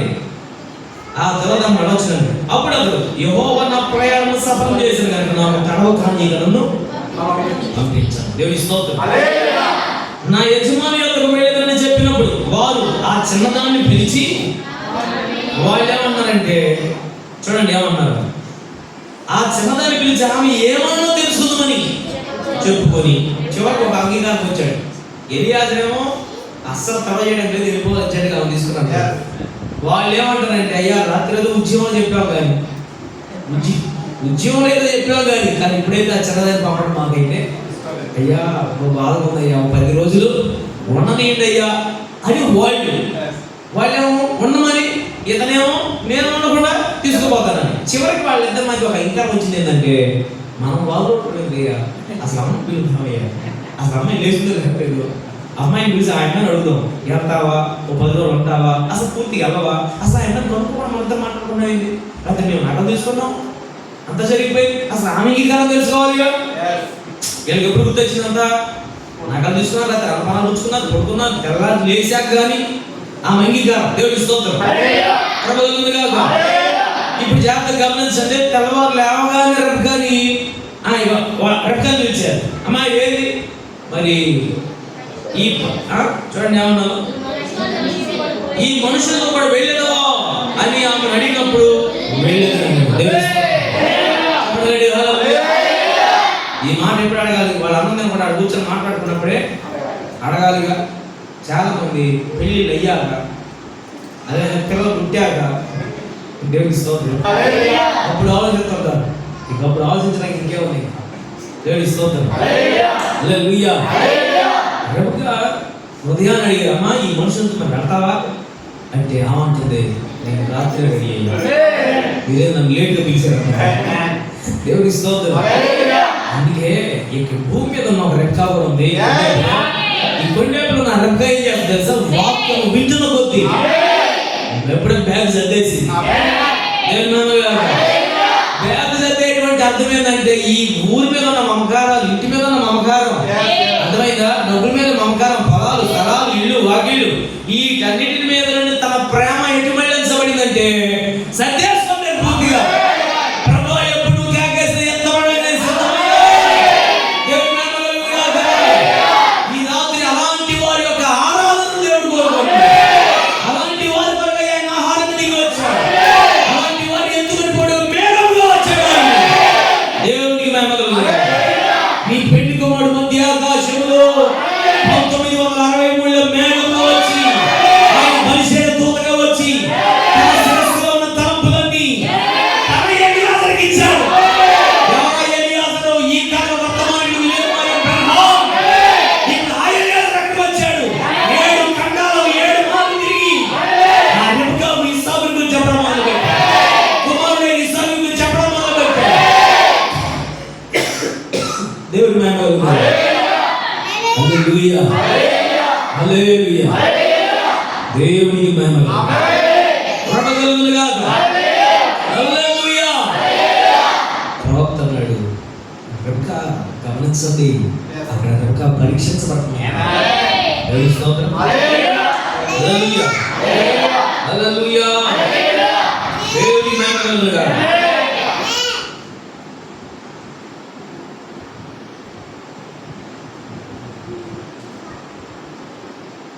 తొమ్మిదవ పేర 1959లో శత్రువులకు సాధింపబడ్డాడు. మరి ముందుగా చెప్పబడిన వాగ్దానం చేయబడి ఎదురు చూడబడిన ఈ కుమారునికి తల్లిగా ఉండవలసిన కనుక ఆమె అన్నను ఎరుగిన ప్రతి మనుషుని విషయమై ఆఖరి పరీక్షకు పిలువబడినప్పుడు పరిశుద్ధాత్మ పనిచేయడం ఆమె మాత్రమే చూసింది, లేదా పరిశుద్ధాత్మను పనిచేయడం మాత్రమే ఆమె చూసింది. మరియు ఆమె ఎన్నడూ ఎరుగని మనుషునికి భార్య అయ్యేటకు ఈ క్రొత్త మనిషితో ఆమె వెళ్ళవలెనా అని ఆమె తల్లిదండ్రులు పూర్తిగా నిర్ణయించలేకపోయినప్పుడు, గమనిస్తున్నారా? ఈ క్రొత్త మనిషి అయిన ఎలియాజరుతో ఇంకొక క్రొత్త మనిషి ఎసాకు కొత్తగా, మీరు బాగా పట్టుకోవాలి వాక్యం. కొంతమంది మాయలోకంలో తిరుగుతున్నారు. రండి, ట్యాబర్నాకిల్లో రండి, గుడారంలో రండి. మీ తలకాయలు ఊగుతున్నాయి కానీ మీ మేరకు మాత్రం లేవు. దేవుని స్తోత్రం. మీరు వెళ్ళలేదనుకో, మీకు అర్థం కాలేదనుకోని ధ్యానం చెప్పిన 1 గంట పెంచుతాను నేను. మీకు అర్థం కావట్లేదు కదా, అర్థం అవ్వాలని 10ంటికి కూడా ఇంకా అర్థం కావడం తలకాయలు ఏం తిరగట్లేదు అనుకో, ఇంకొక గంట ఎక్స్టెన్షన్. అర్థమైందా? మీరు చురుగ్గా అయినారనుకో అంటే ఇప్పుడు ముగింపు అంత ఎవరి చేతిలో ఉందంటే మీ చేతిలో ఉంది. మాటగా కూర్చున్నాం. దేవుని స్తోత్రం. బాగా పెళ్లి కోసం ఆయన కూడా దేవుడు రెక్కలు ఇచ్చాడు. వాళ్ళు ఏం కోసం అందరూ తల రెక్క ఉంటారు, అది కూడా ఆమె దేవుని స్తోత్రం. హల్లెలూయా. హల్లెలూయా. దేవుని మహిమ కలుగును. జాగ్రత్త ఉన్నప్పుడు యాకోబు వస్తాడు, వచ్చాయి గురిగిరేది జాగ్రత్త. చూడండి, ఇక్కడ ప్రవక్త చెప్తున్న కూడా గమనించండి. చాలా విషయాలు చెప్పాడు. అసలు అవన్నీ సముద్రం ఒక్కొక్క లైన్ ధ్యానించడానికి మనకు ఒక పూట వర్తమానం పట్టింది.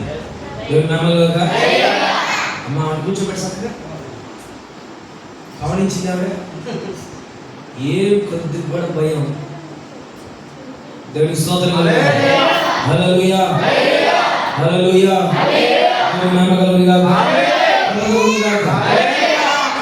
ప్రవక్త ఏమంటున్నాడంటే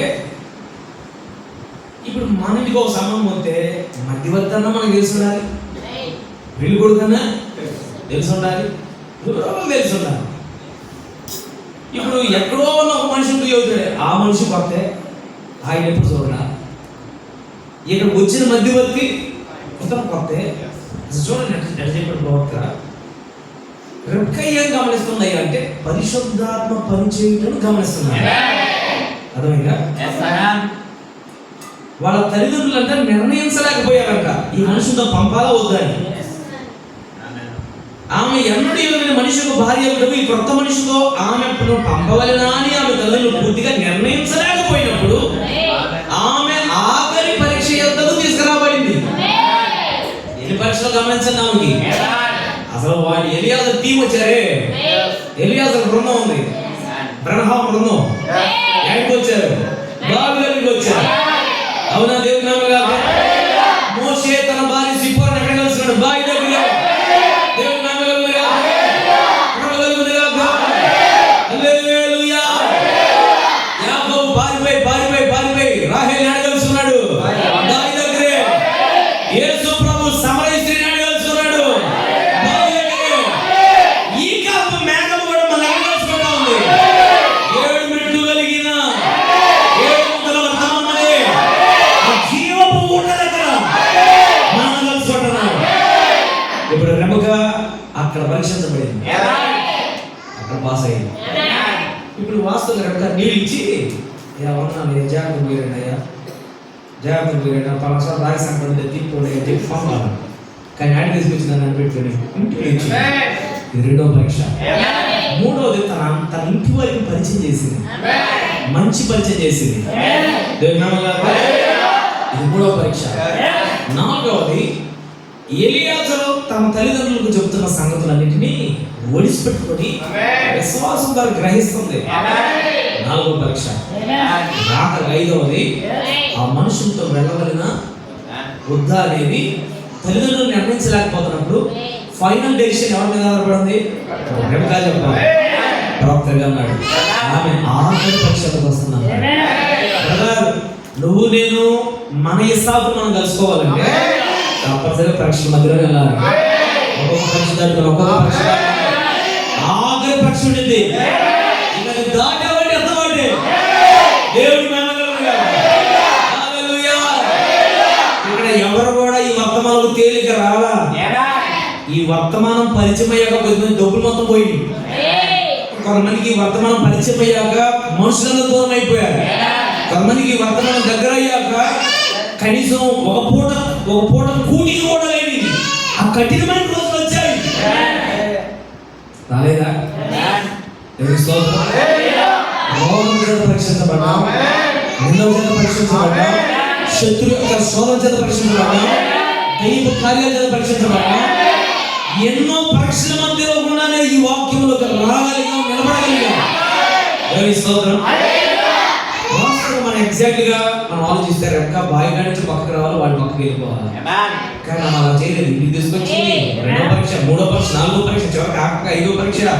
ఇన్ని పరీక్షలు దాటుకొని ఆమె ఇస్సాకు యొద్దకు ఎలియాజరు వెంబడి వెళ్ళడానికి ఎట్లా అయ్యా ఇది సాధ్యమంటే ఆమె జగత్తు పునాది వేయాలంటే ఇస్సాకు యొక్క ఎముక, ఆ ఇస్సాకు యొక్క ప్రక్రియ ఇస్సాకు రెబెకా వారు ఒకటై ఉన్నారు.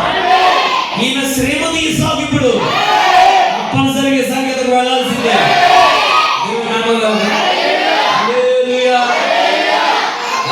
దైవజన్మ ప్రవక్త అంటున్నాడు ఆమె ఆఖరి పరీక్షకు వచ్చింది. దేవుని స్తోత్రం. హల్లెలూయా.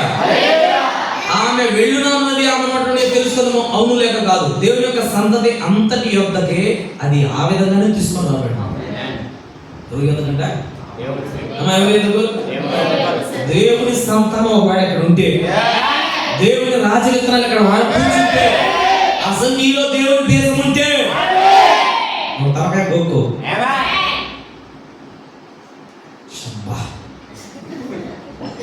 మందికి షబ్బా అర్థమవుతో ఆ సంతతి ప్రవక్త వారి యొక్క కూడా అలాగే పరీక్షించాలి. ఆ విధంగా చూసినప్పుడు అది నీ నోట నుండి రావాల్సి ఉన్నది. అమ్మా, ఈ వాక్యం ఏంటన్నా నీ నోటి నుండి రావాల్సి ఉన్నది. ఏమని రావాలా? ఎగిరిపోయేదు, ఎగిరిపోయేదు. దేవుడికి నమ్మకంగా నేను వెళ్ళిపోతాను. ఇక దేవుడికి స్తోత్రం. ఏదన్నా అవసరం ఎత్తపడుతున్నాను, ఎంత సొంతంగా దెబ్బ తిరిగిపోయింది. దేవుడికి స్తోత్రం.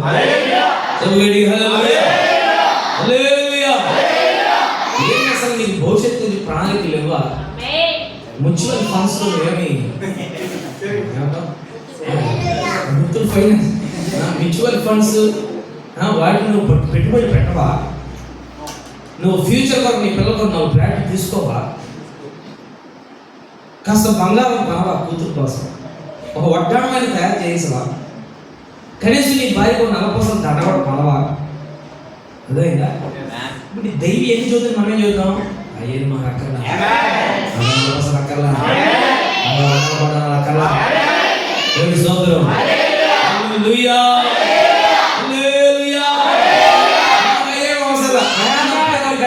కొట్టినట్టుండి అటువంటిది. నువ్వు సొంత ఇల్లు కొనుక్కోవా? ఓ సొంత ఇల్లు కట్టుకోవా? ఒక ప్లాన్ కొనుక్కోవా? ఏం అవసరం కదా, ఉన్నది చాలు, ఇది చాలు. అలా అసలు రావండి. మన నిర్ధారణ పారిపోతే అన్నం వండినామా? ఏం పేరు ఆమె పేరు?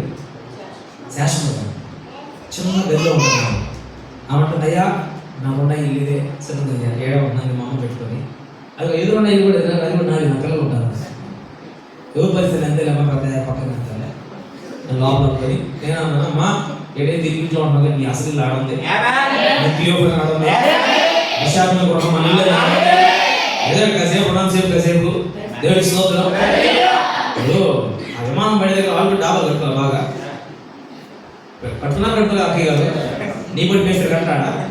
బాగా బ్రహ్మాండ కట్టలే, వాళ్ళకి గిరికేరు పెట్టి డిజైన్ అంతా లప్పాలు గిప్పాలు పెట్టి బాగా కట్టలా కట్టి నాకు తెలిసి బ్రహ్మాండ వెళ్ళే వాడి పెడతారు. इसका मालूम नहीं. నేను అక్కడ బాగా మంచి రొట్టెలు వేసుకొని శుద్ధంగా తిని బాగా బంగాళదుంప పాలు, దేవుడి స్తోత్రం, శుద్ధంగా తిని కాలు మీద కాలు వేసుకొని మంచిగా టీవీ రిమోట్ పెట్టుకొని 55 ఇంచులు టీవీ ఎదురు పెట్టుకొని, అవునా 55 ఇంచులు టీవీ పెట్టుకొని ఇక వాడికి కావాల్సి చూస్తున్నాడు. కాసేపు విమానం వచ్చి మీద పడిపోతుంది. దేవుడి మహిమ. ఒక ఆయన బతికాడంట. ఎంతమంది బతికారు? ఒక ఆయన. అతను వెంట బతికి అడిగితే అతను ఏం చదువుతున్నాడంటే, నేను ల్యాష్లో కూర్చున్నాను, విమానం సగం మొక్కిరిగిందంట. ఏ మొక్క? సగం మొక్కిరిగింది, సగం ముఖ్యం కాలిపోయింది. నేను ఇరిగి పడ్డ ముఖ్యం కింద పడింది. అక్కడి నుంచి వచ్చి కింద పడ్డాను అమాంతంగా, అదిరిపోయింది.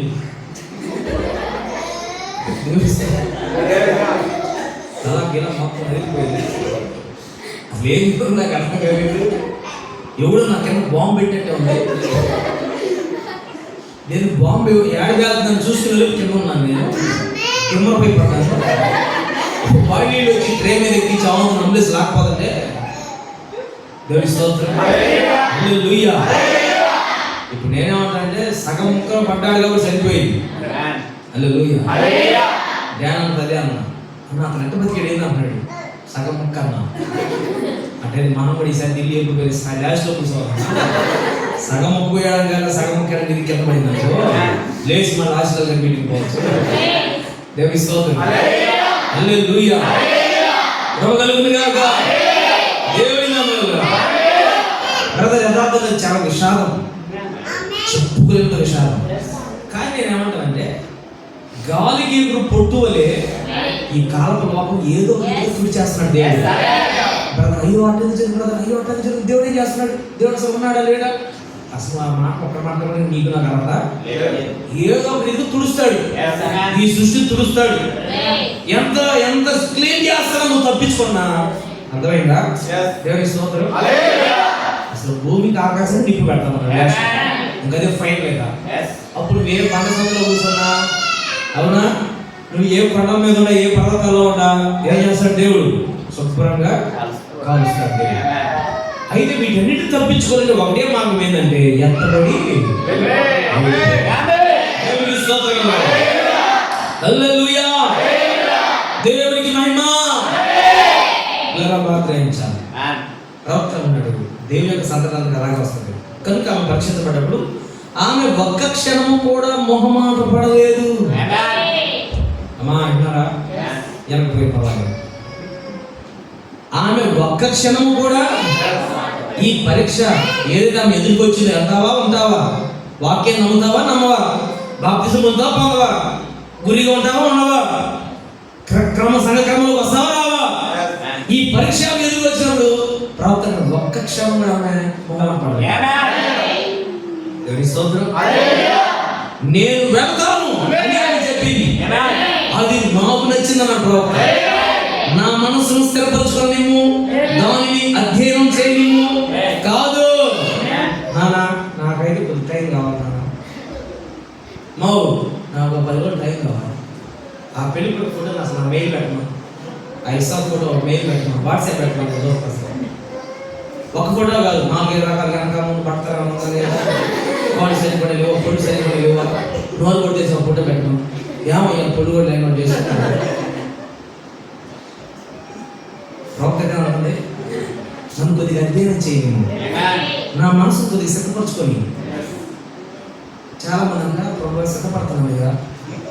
నేను ప్రవక్త నిజంగా ఆయన భార్య అయితే వాక్యమైన వెంటనే ఎత్తబడి సిద్ధపడతాను. ఎందుకంటే ప్రకటన గ్రంథం 19వ అధ్యాయం ఆయన భార్య తను సిద్ధపరుచుకొని ఉన్నదే. దేవునికి స్తోత్రం. హల్లెలూయా, హల్లెలూయా. ఆమె పూర్తిగా ఒప్పించబడింది. దేవుడు ఆ జనులను ఉపయోగించుకున్నాడు. ఎవరు ఉపయోగించుకుంటాడంటే దేవుడు వెంటనే మొహమాట పడకుండా లోబడే పిల్లలను దేవుడు ఉపయోగించుకున్నాడు. దేవుడు తన వాగ్దానం నెరవేర్చి నువ్వు పూర్తిగా ఒప్పించబడినప్పుడు నేను వెళ్ళదని చెప్పింది. ఆమె జనులు ఎంత అభిషేకం కలిగి ఉన్నారంటే బహుశా అది వారు ఎరుగరు కానీ ఈ అందమైన యోధా బాలికను ఒంటిరెక్కించి ఒక క్రొత్త దేశంలోకి క్రొత్త ప్రజల మధ్యకు పంపించుచుండగా దేవుని మహిమగా ప్రవక్త అన్నాడు, ఈ ప్రేమ తెలుసా ఈమె యొక్క చెప్పేది నిర్ణయం బయటకు వచ్చిందో ఆమె జనులందరూ అభిషేకం వచ్చింది.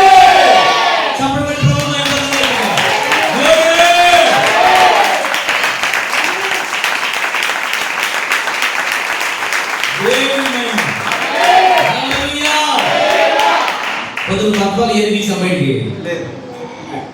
ఏం తీలా. వాళ్ళకి సాధారణ అయితే 2 గంటలు వెళ్ళింది, కాకపోతే వాళ్ళకి అంత అవుట్లేదు. మిమ్మల్ని లోపలికి వెళ్ళి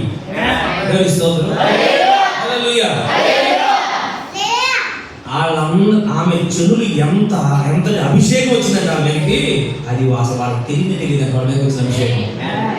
కానీ ఈ అందమైన బాలికను ఒంటెనెక్కించి ఆ క్రొత్త దేశంలోనికి క్రొత్త ప్రజల మధ్యకు పంపించుచుండగా తమ సహోదరి తమ కుమార్తె అయిన ఆమెపై తమ చేతులుంచి ప్రవచించిరే. కానీ వారిలో ఏదో ఒకటి ఉన్నది, నీ సంతతి తమ శత్రువుగా నిన్ను స్వాధీనపరుచుకున్నాగాక, నీవు వేవేల తల్లి వదులుగాక. దేవునికి మహిమ కలుగుగాక. అద్భుతమైన విషయం. దేవునికి స్తోత్రం. హల్లెలూయా, హల్లెలూయా. ఇంతతో నేను ప్రవక్త వర్తమానం నుంచి బయటకు వస్తున్నాను. ఇంకోసారి ధ్యానిద్దాం, కొనసాగింపులోకి వెళ్దాం. మనకి ఇప్పటికి 8 అయిపోయింది. పాలపరిచేత ప్రభుత్వం భోజనం ఉంది. మళ్ళీ మీరు అందరూ 12 గంటల్లో ఇంటికి వెళ్ళాలి కాబట్టి దేవునికి స్తోత్రం. హల్లెలూయా, హల్లెలూయా. దేవుని మహిమ కలుగుగాక. మనం కూడా పోదామంటే ఆయన అంటారంట, అర్ధరాత్రి అయితే ఎట్లా మనం వచ్చేది వాళ్ళు ఆడే పడుకుంటారు. ఆడే పడుకోవాలి. పొద్దున్నే వెంటనే లేవాలి, తొందరగా వెళ్ళగలమా, టీ ఎత్తాలి, టీ రాయాల, ఈరోజు ఏదో పని కనపడింది, ఎట్ చేయాలా, మనకేమైపోతుందంతా మారిపోతాయి. వద్దు అక్కడికి మాత్రం వెళ్ళిపోతాను, ఆగి వెళ్ళిపోతారు, వెళ్ళిపోతే దేవుని స్తోత్రం. హల్లెలూయా. దేవుడు వారిని కూడా దీవించుగాక. హల్లెలూయా. ఇలా జాగ్రత్తగా గ్రహించండి. దేవుడికి సంకల్పం చేస్తున్నాం. ప్రవచనపు ఆత్మ ఎవరికి వచ్చిందంటే రెక్క యొక్క బంధువులందరికీ వచ్చింది. ఆ నాన్న, వాళ్ళ నాన్న, వాళ్ళ అమ్మ, ఆమె కలిగిన వారందరి మీద దేవుని ఆత్మ వచ్చింది. వాళ్ళు వచ్చి ఏం చేస్తుంది, రెక్కని ఆ ఒంటెల మీద ఎక్కించి తెలియని మనిషి దగ్గరికి, తెలియని దేశంలోకి, తెలియని దేశంలోకి, తెలియని ప్రజల మధ్యలోకి ఏం చేస్తున్నారు ఇప్పుడు వాళ్ళు? రెక్కని పంపిస్తున్నారు. పంపిస్తూ చేతులెత్తి వాళ్ళు ప్రవచించారు.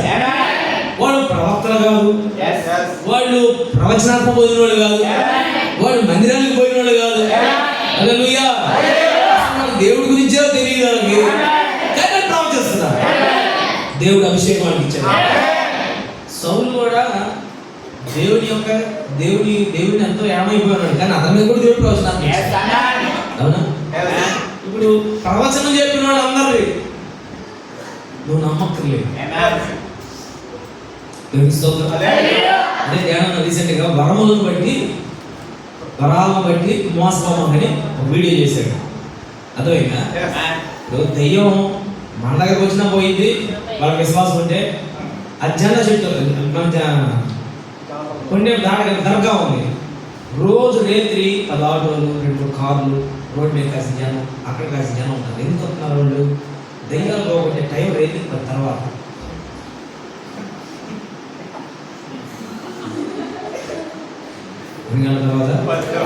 తర్వాత మీ ఇష్టం. రోజు రెడీ అయిపోవాలా? మీకు తెలియదు ఈ సంగతులన్నీ. బుర్రున తండ్రి బుర్రును పోతుంది. అర్థమైందా? ఆడే ఊరు చివరి పండే ఇదే ఆఖరి కోట మేము చేయం.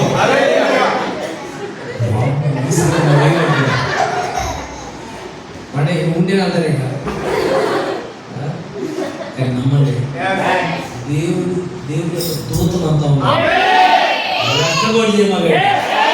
అవసరమైతే పోయే దర్గా శత్రుని నేను వాక్యం అదే, ఇంకోటి నీకు ధైర్యపరిచే వాక్యం అదే. దేవుని స్తోత్రం.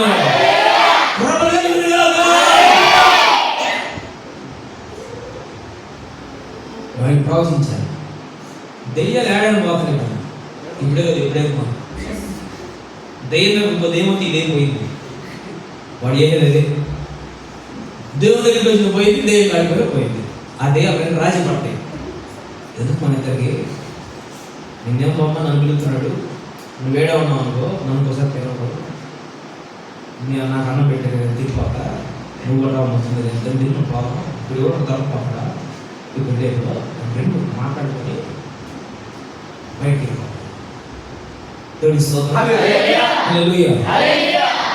కాబట్టి అది చెప్పాలంటే ఈ భూమి మీద 99% ప్రతి ఒక్కరు ఏదో దేవుడు ఉంటానే ఉంది. ఆ 1% శాశ్వమే దేవుని పిల్లలు. దేవుని 3 వంతులు దురాత్మతో నింపబడి ఉన్నారన్న పాపం తెరవబడింది. ప్రతి మనుషులు దెయ్యాలు ఉన్నాయి. ముందుకు ఇలా చూద్దాం ఎక్కడ దెయ్యాలు ఏంటి, అసలు కథ ఏంటి, ఎప్పుడు తెలుస్తుంది, పనిచేస్తాయి. దేవుని స్తోత్రం. హల్లెలూయా. దేవుని నామములో ఇప్పుడు ప్రవచనం కూడా ఇవ్వబడి చదువుతున్నాడు. రామచంద్రపురంలో చదువుతున్నాడు, దత్తగ్రంథంలో ఆడు చదువుతున్నాడు. అవునా? మన ప్రవక్త చదువుతున్నాడు, శ్యామకిషోర్ చదువుతున్నాడు, అందరు చదువుతున్నాడు. వరాలు మామూలు మనసు లేని వాళ్ళు కూడా పనిచేస్తారని ప్రవక్త. తిమోతి ప్రార్థన చేసిన సంస్థ వస్తుంది. డాన్స్ చేస్తున్నాడు, అభిషేకం వచ్చి చచ్చిపోయే ముందు రికార్డు సృష్టించేస్తున్నాడు. ఆ వీడియోలు ఎంతో హల్చల్ చేస్తున్నాయి. పెంచుకొస్తే సిగ్గుపోతుంది వాళ్ళు. మన మీద నా అతనిగా వెళ్ళిపోయింది. ఏదేమైనా దేవుని స్తోత్రం. హల్లెలూయా. బ్రదర్, వరాలు బట్టి ఎవరు లెక్క చేయక అసలు ఆ వ్యక్తి దేవుని యొక్క ఎన్నికలో ఉన్నాడు. అతని యొక్క వాక్యం ఉందా లేదా, నిజమైన వాక్యం యొక్క ప్రత్యక్ష ఉందా లేదా. వరాలు మారు మనసు లేని పనిచేస్తాయి, కానీ వాక్యం మారు మనసు లేని ఉండదు. వాక్యము మారు మనసు లేని వ్యక్తిలో పనిచేయదు. వాక్యము మారు మనసు లేని వ్యక్తి జీవితంలో ఆ వాక్యం ఏలుబడి చేయదు. వాక్యం ఎవరికి శిరస్సుగా ఉండేదంటే ఎవరైతే తనను తాను పూర్తిగా ఒప్పుకొని పాపములన్నీ ఒప్పుకొని రక్తం చేతబడి పక్షబడి దిద్దబడి ఉంటాడో ఆ వ్యక్తికే వాక్యం శిరస్సుగా ఉంటుంది. ఇప్పుడు అరుణ మీద చూసిన తాగుబోతులు ఇద్దరు వాళ్ళు కూడా చెప్పుకుంటారు ప్రవచనం. ఏదిరా కంగారు పడుతున్నావు, ఏందిరా, ఏం లేదురా, ఇంటి దగ్గర ఆకంతా బయట ఉంది, గడిసిద్దేమో, నేనేమో తాగడానికి నీతో పట్టుకుని బ్యాండీ షాప్కి ఆ వాన పడితే మొత్తం గడిచిపోయిందిరా, అందుకు కంగారు ఉందిరా, నేను వెళ్తానురా, నువ్వు కబా నిదానంగా తాగిరానంటే వాడేమంటారే, నేను చదువుతున్నాను వాన పడదు, పడితే నేను నీకు 2 ఫుల్ ఇస్తాను. వాడు ప్రవచనమే. ఆరోగ్య డాక్టర్ చెబుతాడు, అయ్యా నీ పుండు తగ్గిందయ్యా, పుండు తగ్గిందా, తగ్గితే చెప్పాను సురేష్ గొప్ప తెలిసేది అమ్మా అది ప్రవచనమే. అది కూడా ప్రవచనమే. మన ఊర్లో పొద్దున కొద్ది పిల్లలు చదువుతారు, వీళ్ళు చదువుతారు, రాదంటే రాదు, వీళ్ళు కొద్ది నాకు కనపడదు, అది కూడా ప్రవచనమే. అర్థమైందా? ప్రతి అల్లి ప్రవచనాలే. కాలువల మీద కూర్చొని గిన్నెలాడే ముసలాముడు చెప్పింది, ఆమెకు ఒక పేరు, ఆ నోటితో ఏ బలిగ్రహం జరిగిందమ్మా, శాపనోరో మంచినోరో వెస్టనోరో ఏ నోరు పోయాడు, ఆమె ఏదన్నా జరిగిద్దమ్మా, ఆ నోట్లో నోరు అయిపోదమ్మా. మా కోడిని ఎత్తుపోయింది ఎవరు, కాళ్ళు ఇరువులు కాకుండా నేను మాట్లాడతాను. ఆమె దిచ్చినట్టు ఏదో జరిగిద్దమ్మా, అందరికీ ఏదో జరిగిద్దమ్మా. ఆమె అంటే ప్రార్థన ప్రార్థన దేవుని స్తోత్రం. హల్లెలూయా హల్లెలూయా. బ్రదర్, ఇవన్నీ ప్రవచనం కాదు. దేవుని స్తోత్రం. వాళ్ళ మీదకి ఆత్మచి అభిషేకించబడి వాళ్ళ చేత దేవుడు ఒక ప్రవచనం చెప్పిస్తున్నాడు. దేవుని స్తోత్రం. నీవు వేవేల మంది తల్లి అవుతావు, నీ సంతతి వారు శత్రువు యొక్క గవిని స్వాధీనపరుచుకుంటారు. ఇదే వాగ్దానం తన భర్తకు పొద్దున పరీక్షించబడుతున్నప్పుడు, అక్కడ కూడా ఇస్సాకు పరీక్షించబడ్డప్పుడు దేవుడు వాగ్దానం చేశాడు. వాగ్రహించాలి. నువ్వు ఎప్పుడైతే పరీక్షలో దాటుతా ఉంటావో దేవుడు వాగ్దానం చేస్తా ఉంటాడు. వాగ్దానం నీ పక్షంగా అవన్నీ ఇప్పుడు గూగుల్ పేలో రివార్డులు వస్తాయి, నువ్వు వాటిని స్క్రాచ్ చేస్తే తప్ప నీ అకౌంట్లో వచ్చి పడవాలి ₹2. మనకి అదే పని స్క్రాచ్ కార్డ్ రావటం. దేవుని స్తోత్రం. ఏమంటే నేను స్క్రాచ్ చేస్తానండి, స్క్రాచ్ చేయగలే బెటర్ నెక్స్ట్ టైం. ఇప్పుడు ఆశీర్వాదాలు ఓపెన్ అవ్వాలంటే ముందు పరీక్షలోకి వెళ్ళాలి. మనం ఏమన్నాడు ప్రభు, ఏ పరీక్ష లేకుండా నువ్వు అనుకున్న ఆశీర్వాదాలన్నీ నాకు లేదు వదువుకు ఒక మార్గం పెట్టాడు. ఏంటంటే పరీక్ష వెళ్ళాలి, పరీక్ష తర్వాత వాగ్దానం నెరవేర్పు, ఆశీర్వాదం. నీ సంతతి వారు నిత్యం శత్రు గవిని దేవుని స్తోత్రం. హల్లెలూయా. ఇప్పుడు అబ్రహాము యొక్క సంతానం అంతటికి ఇవ్వబడిన వాగ్దానం ఏంటంటే, మీరు మీ శత్రువు యొక్క గౌనులను మీరు స్వాధీనపరచుకున్నారు. దేవుని మహిమ కలుగును గాక. హల్లెలూయా. కృప కలుగును గాక. అందుకే అబ్రహాము ఎక్కడికి వెళ్ళినా శత్రువుల ఎదురు దేవుడు అబ్రహామును రారాజులాగా, మగుటము లేని రాజులాగా బ్రతికించాడు. ఇస్సాకు ఎక్కడికి వెళ్ళినా ఫిలిస్తీన్లు ఏం చేయలేకపోయాడు, బావులు పొడిచారు, బెదిరించారు, కానీ ఎవడు ఏం చేయలేకపోయాడు. ఇస్సాకు ఎక్కడికి వెళ్ళాడో ఆ ప్రాంతం అంతటి మీద ఇస్సాకు యొక్క ప్రార్థనే ఆ ప్రాంతం మీద అజమాయిషి చేస్తా ఉంది, ఏర్పడి చేస్తా ఉంది. దేవుని కృప కలుగును గాక. అబ్రహాము యొక్క వంశంలో నుంచి వచ్చిన వాడు మోషే ఐగుప్తు అంతటి తన మాటలు వెళ్తున్నాడు. వాస్తవంగా ఐగుప్తుకి వెళ్ళమంటే ఏమన్నాడు, భయం అన్నాడు. ఎందుకు? ఆ శత్రువులు అన్నారు, శత్రువు ఫరోను చెప్పారిపోయి వచ్చాడు. కానీ ఇప్పుడు శత్రువు యొక్క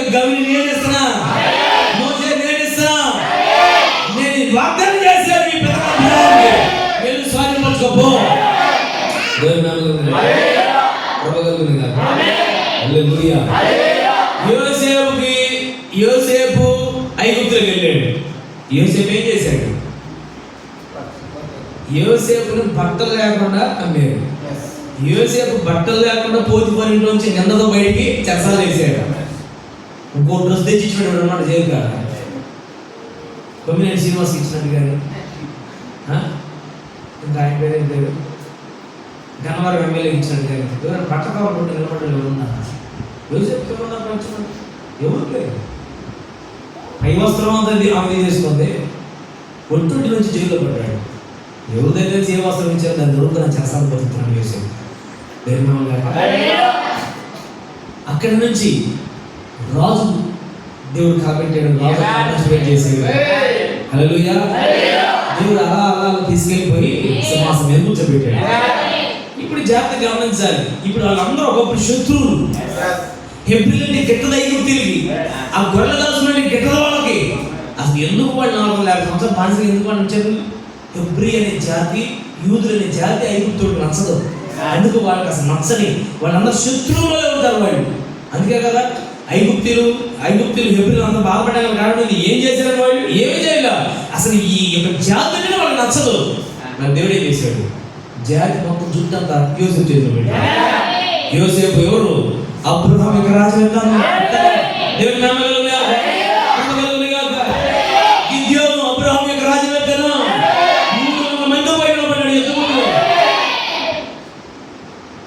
3,000 మంది నీళ్ళ దగ్గర గతికి వాళ్ళు వెళ్ళిపోయారు. దేవుడు మొత్తం పంపన్నాడు. అయ్యా అయ్యా ఆడే 3,000 మంది ఉన్నారు, పర్వాలేదు అంటే వాళ్ళు మొత్తం పంపను. మిగిలిన 300 మంది ఎక్కువగా. ఈ 300 మంది లేకపోతే నేనేం చేస్తారా? అది ఎక్కువ తీసుకెళ్ళాడు. ఒక కొండ, దాంట్లో దీపం, దేవుడి స్తోత్రం దిద్దుపై నిలబడ్డాడు. ఇట్లా ఏవి కూడా యుద్ధానికి మనకు చూస్తున్నారు. పనికిరాని వస్తువులు చేతికి ఇచ్చాడు. వాగ్దానం నుంచి పొమ్మన్నాడు. ఎందుకు? దేవుడు ఎప్పుడో వాగ్దానం చేశాడు. ఆది కాలంలో వాగ్దానం చేయబడి మనకి హల్లెలూయా. నీవు నీ శత్రువు యొక్క గవిని స్వాధీనపరచుకోవడానికి అడిగే ముందుకు స్వాధీనమైతే అంతే. దేవుడి మహిమ కలుగును గాక. కృప కలుగును గాక. హల్లెలూయా. దేవుడి మహిమ. దానియేలు దేవుడికి గడపల చూసినాడు. అందరికి వ్యసనం ఎక్కువైపోయింది. ఈ హెబ్రీయుడు ఏడించో వచ్చి మన మీద పెద్ద అధికారి అయిపోయి ఉద్యోగం చేస్తా, మన మీద చిన్నదాన్ని పెద్దని పెత్తనం చేస్తున్నాడు. మనం ఏం చేయాలో అతని దగ్గర పోయి తెలుసుకోమంటాడు రాజు. అతని దగ్గర పోయి చెప్పి ఇలా ఏం చేయమంటాడు. అది చెప్పింది మనం చేయాల్సి వస్తుంది. మనకి ఎన్ని తెప్పలు వచ్చి పట్టినరా ఈ దానియేలు ఈ ఊర్లో లేకుండా పంపిందని చెప్పి పన్నాగం కట్టి ఏం చేశారు? రాజా నీకు తప్ప ఎవరు ప్రార్థన చేయడానికి వీళ్ళు శాసనం పుట్టించారు. ఎవరి కోసం ఈ శాసనం? దానియేలు కోసం పుట్టిన శాసనాలు. ఇప్పుడు ఈ కాలంలో వధువు కొరకు కొన్ని శాసనాలు కొడుతున్నాయి. అవునా? మందిరాలు రిజిస్ట్రేషన్ లేకపోతే కూలిపోతాయని, ఏదో ఒక డినామినేషన్ కింద మీరు రాకపోతే మీకు పుట్టగలుగుతున్న వాళ్ళ శాసనాలు వస్తున్నాయి. దేవుని నామములో వధువు కొరకు తయారు చేయబడతాయి. మోషేని చంపడం కొరకే ఏదో ఆ ఫరో శాసనాలు చేస్తున్నాడు. 2 సంవత్సరాలు యేసుక్రీస్తుని చంపడం కొరకే శాసనాలు తయారవుతా ఉన్నాయి. ఈ కాలం వధువు నీ కొరకు కొన్ని శాసనాలు తయారవుతాయి. కానీ ఆ శక్తులు అందరికి గవిని నువ్వు సాయం చేస్తావు. దానియేలు కూడా చేయబడ్డాయి. తీసుకెళ్ళి సింహాలు బోన్లేసారు. సింహాలు రెడీగా ఉన్నాయి. కానీ దేవుడు ఏం చేశాడు? వాటి చుట్టూ అంతా దానియేలు చేయించాడు. కూర్చొని పడుకున్నాయి. ఒకటి తిన్నాయి, ఒకటి కాలు కింద తిన్ను, వాటి కాలు కింద తిన్ను, ఒకటి కాలు కింద తిన్ను. దేవుడి స్తోత్రం. ఎట్లా ఉందంటే దానియేలుకి దివాన్ కోటలో ఉన్నట్టుంది. దేవుడి స్తోత్రం. మనం ఎక్కడ జూలోకి వెళ్ళాం. ఒకసారి గుర్తొచ్చింది. ఎట్లుండే ఫస్ట్ టైం చూసిన ఏమంటాడు? అమ్మో బస్సులో గ్యాదర్ అవ్వకూడదు. సఫారీ కూడా వచ్చావులే పాప ఎంతమంది తెలిస్తే వచ్చిన వాళ్ళు తెలుగుతూ ఉన్నాడు. ఏడవుతే ఆయన చూస్తే గుళ్ళు అవుతుంది. అలాంటి సింహము అది నోరేసింది తమ పట్టింది దాంట్లో. అట్టండి సింహాలు ఆకలితో ఉన్న సింహాల ముందుకు దానియేలు వేస్తే ఏం చేస్తాయి? దానియేలు ప్రార్థిస్తున్నాయి. హల్లెలూయా. అవన్నీ దానియేలు సెక్యూరిటీగా ఉన్నాయి. దానియేలుకు కావలే ఉన్నాయి. దానియేలుకు లోపడుతున్నాయి. సృష్టికర్త యొక్క ఆయన మాటకి లోపడుతూ ఉన్నాయి. ప్రవక్త అంటాడు వాటిలో ఉన్న క్రూరత్వం అంతా తీసేయబడింది. దాని దానియేలు గుహలో ఉన్నంతసేపు వాటి క్రూరత్వం వినబడింది. దేవునికి స్తోత్రం కలుగుగాక. సహోదర, ఈ వాక్యం మీద నువ్వు వస్తే నీ క్రూరత్వం వినబడింది. దేవునికి మహిమ కలుగుగాక. హల్లెలూయా. ఆయన అసలు ఒప్పుడు ఎవరికి స్థలం అట్లాంటి వ్యక్తిని పిలుస్తాడు దేవుడు. తీసుకో. దేవునికి స్తోత్రం. లైన్ ఇన్స్పెక్టర్ 7,000 కడితేనే లేదు, బయట తీసేయడం తీసేయండి సార్ పాట పాడుకుంటా జనరేటర్ అవుతాడు. వాడి బ్యాటరీ పెట్టాడు. అది ఒక బ్యాటరీ జనరేటర్ సార్. వస్తున్నాడు సార్, ఫోన్ చేస్తున్నాం సార్, ఆగనాగా వస్తున్నాడు సార్, ఈ లోక పాట పాడుకుంటా టైం అయిపోయింది సార్. కుదరదయ్యా, బయట తీసేయాల్సిందే. మా స్నేహితుడు హనుమంతాన్ని చేశాడు, నాకు ఫోన్ చేశాడు, ఏదో చేశాడు. ఫోన్ వచ్చింది 2,000 అడిగి ఏం మాట్లాడుతున్నాను ప్రార్థన పెట్టుకోవాలి, నేను చూసుకుంటాను. ఆడు నేను ఎంత బతిలాడుతున్నా పోవాలా, ఆడు ఒక మాట మాట్లాడేదంతే ముళ్ళకి ఎక్కిపోయాడు.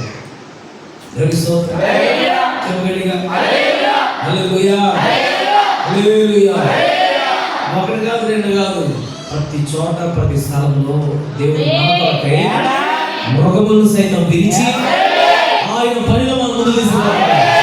దేవుని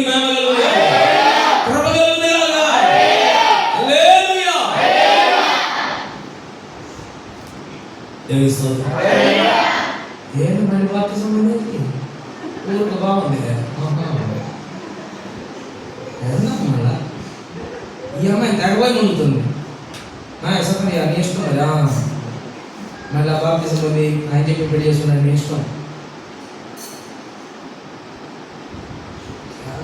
వ్యతిరేకత. నేను వచ్చాను అయ్యా, మీరు ఎప్పుడు ఎత్తారంటే అప్పుడు, మీరు ఎప్పుడు వేస్తారంటే అప్పుడు ఉంటారు, నీ ఇష్టమే నా ఇష్టం అంతండి. అప్పుడు నేను అనుకున్నా, దేవుడు ఎలా పిలుస్తాడు ఒక మనిషిని చూపిస్తాడు. దేవుడు ఒక మనిషిని ఎలా పిలుస్తాడు అసలు. హల్లెలూయా. కృప కలుగునుగా. ఈ అమ్మాయి నాగలేదు పెట్టుకుని కలిగింది పాపం. వాళ్ళమ్మ కన్నదెందుకు కొనుక్కోలేదు. మేము దేవుని స్తోత్రం. పాస్టర్ సేవ వచ్చి పడింది అనుకో, కొండే పోతాడు దండేసుకుని మాకు కొండే. ఆయన కనపడ్డు నా ప్రాణం కనపడకుండా చంద్రశేఖర ఉన్నాడు. దేవుని స్తోత్రం. కొత్తకాలంలో సాగు అయిపోయింది, కొండేప్పుడు సాగు అయిపోయింది. పట్టుకున్నాడు ఎక్కడైనా పట్టుకోక చాలా బాగా. కానీ ఇప్పుడు ఏమంటాడు, దేవుడు పిలిచాడు సింహపు స్వభావం వినబడి గొర్రెల యొక్క స్వభావం దేవుని నామకలుగా చూపగలిగా. హల్లెలూయా. శత్రువు యొక్క గవిని బ్రదర్ స్వాధీనపరచుకున్నావంటే హల్లెలూయా. కృపగలుగునుగా. హల్లెలూయా. మోషే ఐగుప్తుని వెళ్తున్నాడు, రాజు గడలేకపోతున్నాడు. మోషే జీవితం దిగులు చదువుతుందంటే పేరు వస్తాయంటే పేరు వస్తాయి. 2-3 పేరు తిరిగితే మనకు పిచ్చెక్కింది. నువ్వు ఎంత కుక్కుతున్నా కానీ తిరుగుతారు ఉండేది, అది మనకు అర్థమవుతున్నాడు. ఇద్దరు తీయలేం బయటికి. ఏం చేస్తుంది దానికి అప్పించుకొని బతికి ఎప్పుడు పట్టే ఒక్క పేరే నాకు ఇబ్బంది పెడితే అసలు ఐగుప్తున్నా పేర్లే ఏలేడు. మోషే ఐగుప్తుని ఏలేడు, రాజసంగా బయటకు వస్తున్నాడు. తన చేతిలో యోసేపు ఎముకల మూట, సైన్యం. ఒక్క కోడి పిల్ల కూడా వాళ్ళ మోషే రావాలి బయటికి. ఐగుప్తుల కోసం కాదు, రావాలి. నువ్వేమన్నా సత్తావు అయితే దేవుని స్తోత్రం. కోడి పిల్ల కూడా రావాలి, మేక పిల్ల కూడా రావాలా, కుక్కలు కోళ్ళు మొత్తం వస్తున్నాయి. అవి కూడా నడి సముద్రం పడి ఆవులు గట్టుకు వస్తున్నాయి. దేవుని స్తోత్రం. ఏమంటున్నాడు మోషే, సముద్రం దగ్గర చిక్కారా కాకుండా ఎగురుకుండా అతడు రథం మీద. కానీ దేవుడు ఏం చేశాడు, సముద్రాన్ని తెరిచాడు. ఆరిన నేల మీద వెళ్తాను. సైంటిస్టులకు ఇప్పుడు కూడా అర్థం కాదు, తరగతిగా మీకున్న బైబిల్ చూసుకోండి. దేవుడు ఆరిన నేలలో వెళ్తున్నాను, ఆరిన నేల నడిచి వెళ్తున్నాను. మధ్యలో అడుగుడు దిగాడు. వధువుని ఎవడు అనుకరించలేడు, ఎవడు అనుకరించిన వాడు బాధపడతాడు, వాడు మునుగుతాడు. అనుకరించలేదు, ఎందుకంటే వధువుకి అగ్నిస్తంభం మేఘస్తంభం యొక్క పరిచర్య ఉంది. స్తోత్రం. హల్లెలూయా. ఒకళ్ళ ఇద్దరు అసలు అబ్రహాం యొక్క సంతానం అంతా ఏం చేసిన శత్రువు యొక్క గవిని స్వాధీనపరచుకున్నారు. దేవునికి స్తోత్రం కదా. శద్రకు మేషకు అబేద్నెగో వాళ్ళ ముగ్గురిని ఏం చేశారు? తీసుకెళ్ళి అగ్నిగుండంలో వేద్దామని చెప్పి విసిరేశారట. ఆ ద్వారం తెరిచారట, ఆ తలుపులు తెరిచి దాన్ని విసిరైపోయారట. కానీ ఆ తలుపులు తెరిచిన వాళ్ళు కాలిపోయారు, లోపల పడ్డ క్షేమం ఉన్నారు. వాళ్ళకు తోడు దహించు అగ్ని అయి ఉన్నవాడు వచ్చాడు. ఇప్పుడు ఆ అగ్ని ఎదుట ఈ భౌతిక అగ్ని చల్లారిపోతుంది, ఇది ఓడిపోతుంది. అగ్ని అంటే అగ్ని ఆయన సృష్టిలో భాగమేగా. సృష్టి మధ్యలో సృష్టికర్త వచ్చాడు. సృష్టి అంటే అయ్యా నీకు సాయం పడతా ఉంటుంది, నువ్వు మనుగడ ఉండాలి, వాళ్ళకేం కాకూడదు. దహించు అగ్ని. హల్లెలూయా, హల్లెలూయా. శత్రువు గవిని క్షేమం ఉండాలి. బయటకు వచ్చాడు. దేవుని మేమకు మరి వస్త్రం కూడా కాలేదంటే, వస్త్రం కూడా కాలేదంట.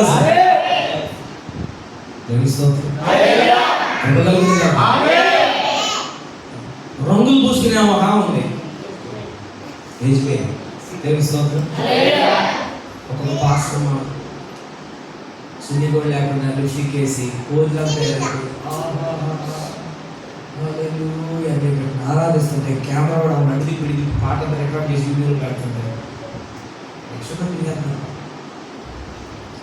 వీళ్ళందరూ ఎవరో హెచ్బిఎల్ సంతానం. అవునా? ఈ రంగులు పూసుకునే గొప్ప హెచ్బిఎల్ సంతానం, లిప్స్టిక్ వేసే గొప్ప హెచ్బిఎల్ సంతానం. హల్లెలూయా. సిగ్గు లేకుండా అమ్మానాల దగ్గర పోస్తుంటారు. సిగ్గుండదు వాళ్ళకి,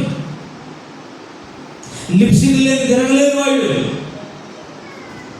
యెజబెల్ యొక్క సంతానం వాడు. కానీ అబ్రహాం యొక్క సంతానం అయితే ఏది వాళ్ళ కొడుకు వాళ్ళు చూస్తే కొడుకు మండింది.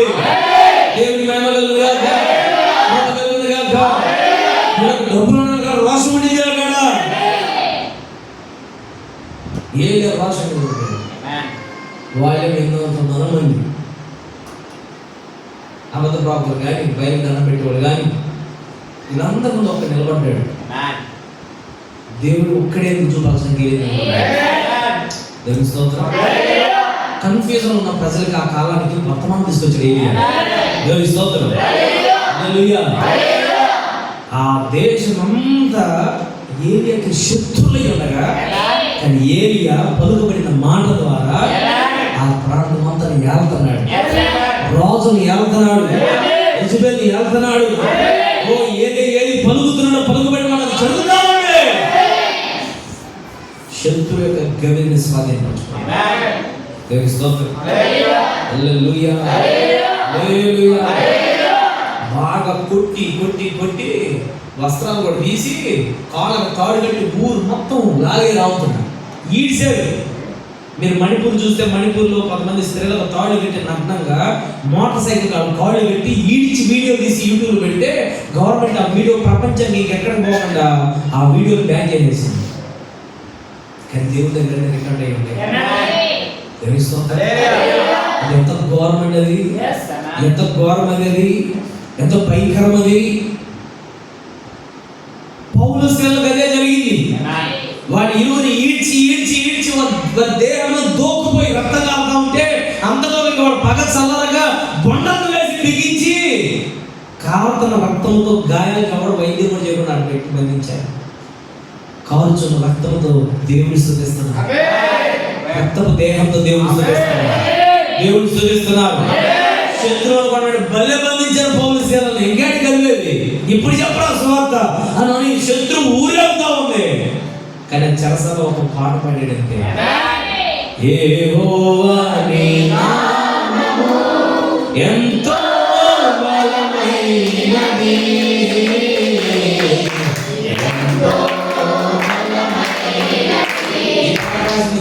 దేవుడు గారు కాపీ అవుతారు సొట్టం. ఆయనే పౌలు సేవను ఉద్యోగం ఈ పాట ఎంత మొదలుగా రాస్తే పౌలు సేవ పాట ఎంత మొదలు అట్లనే ఎంత గొప్పదే.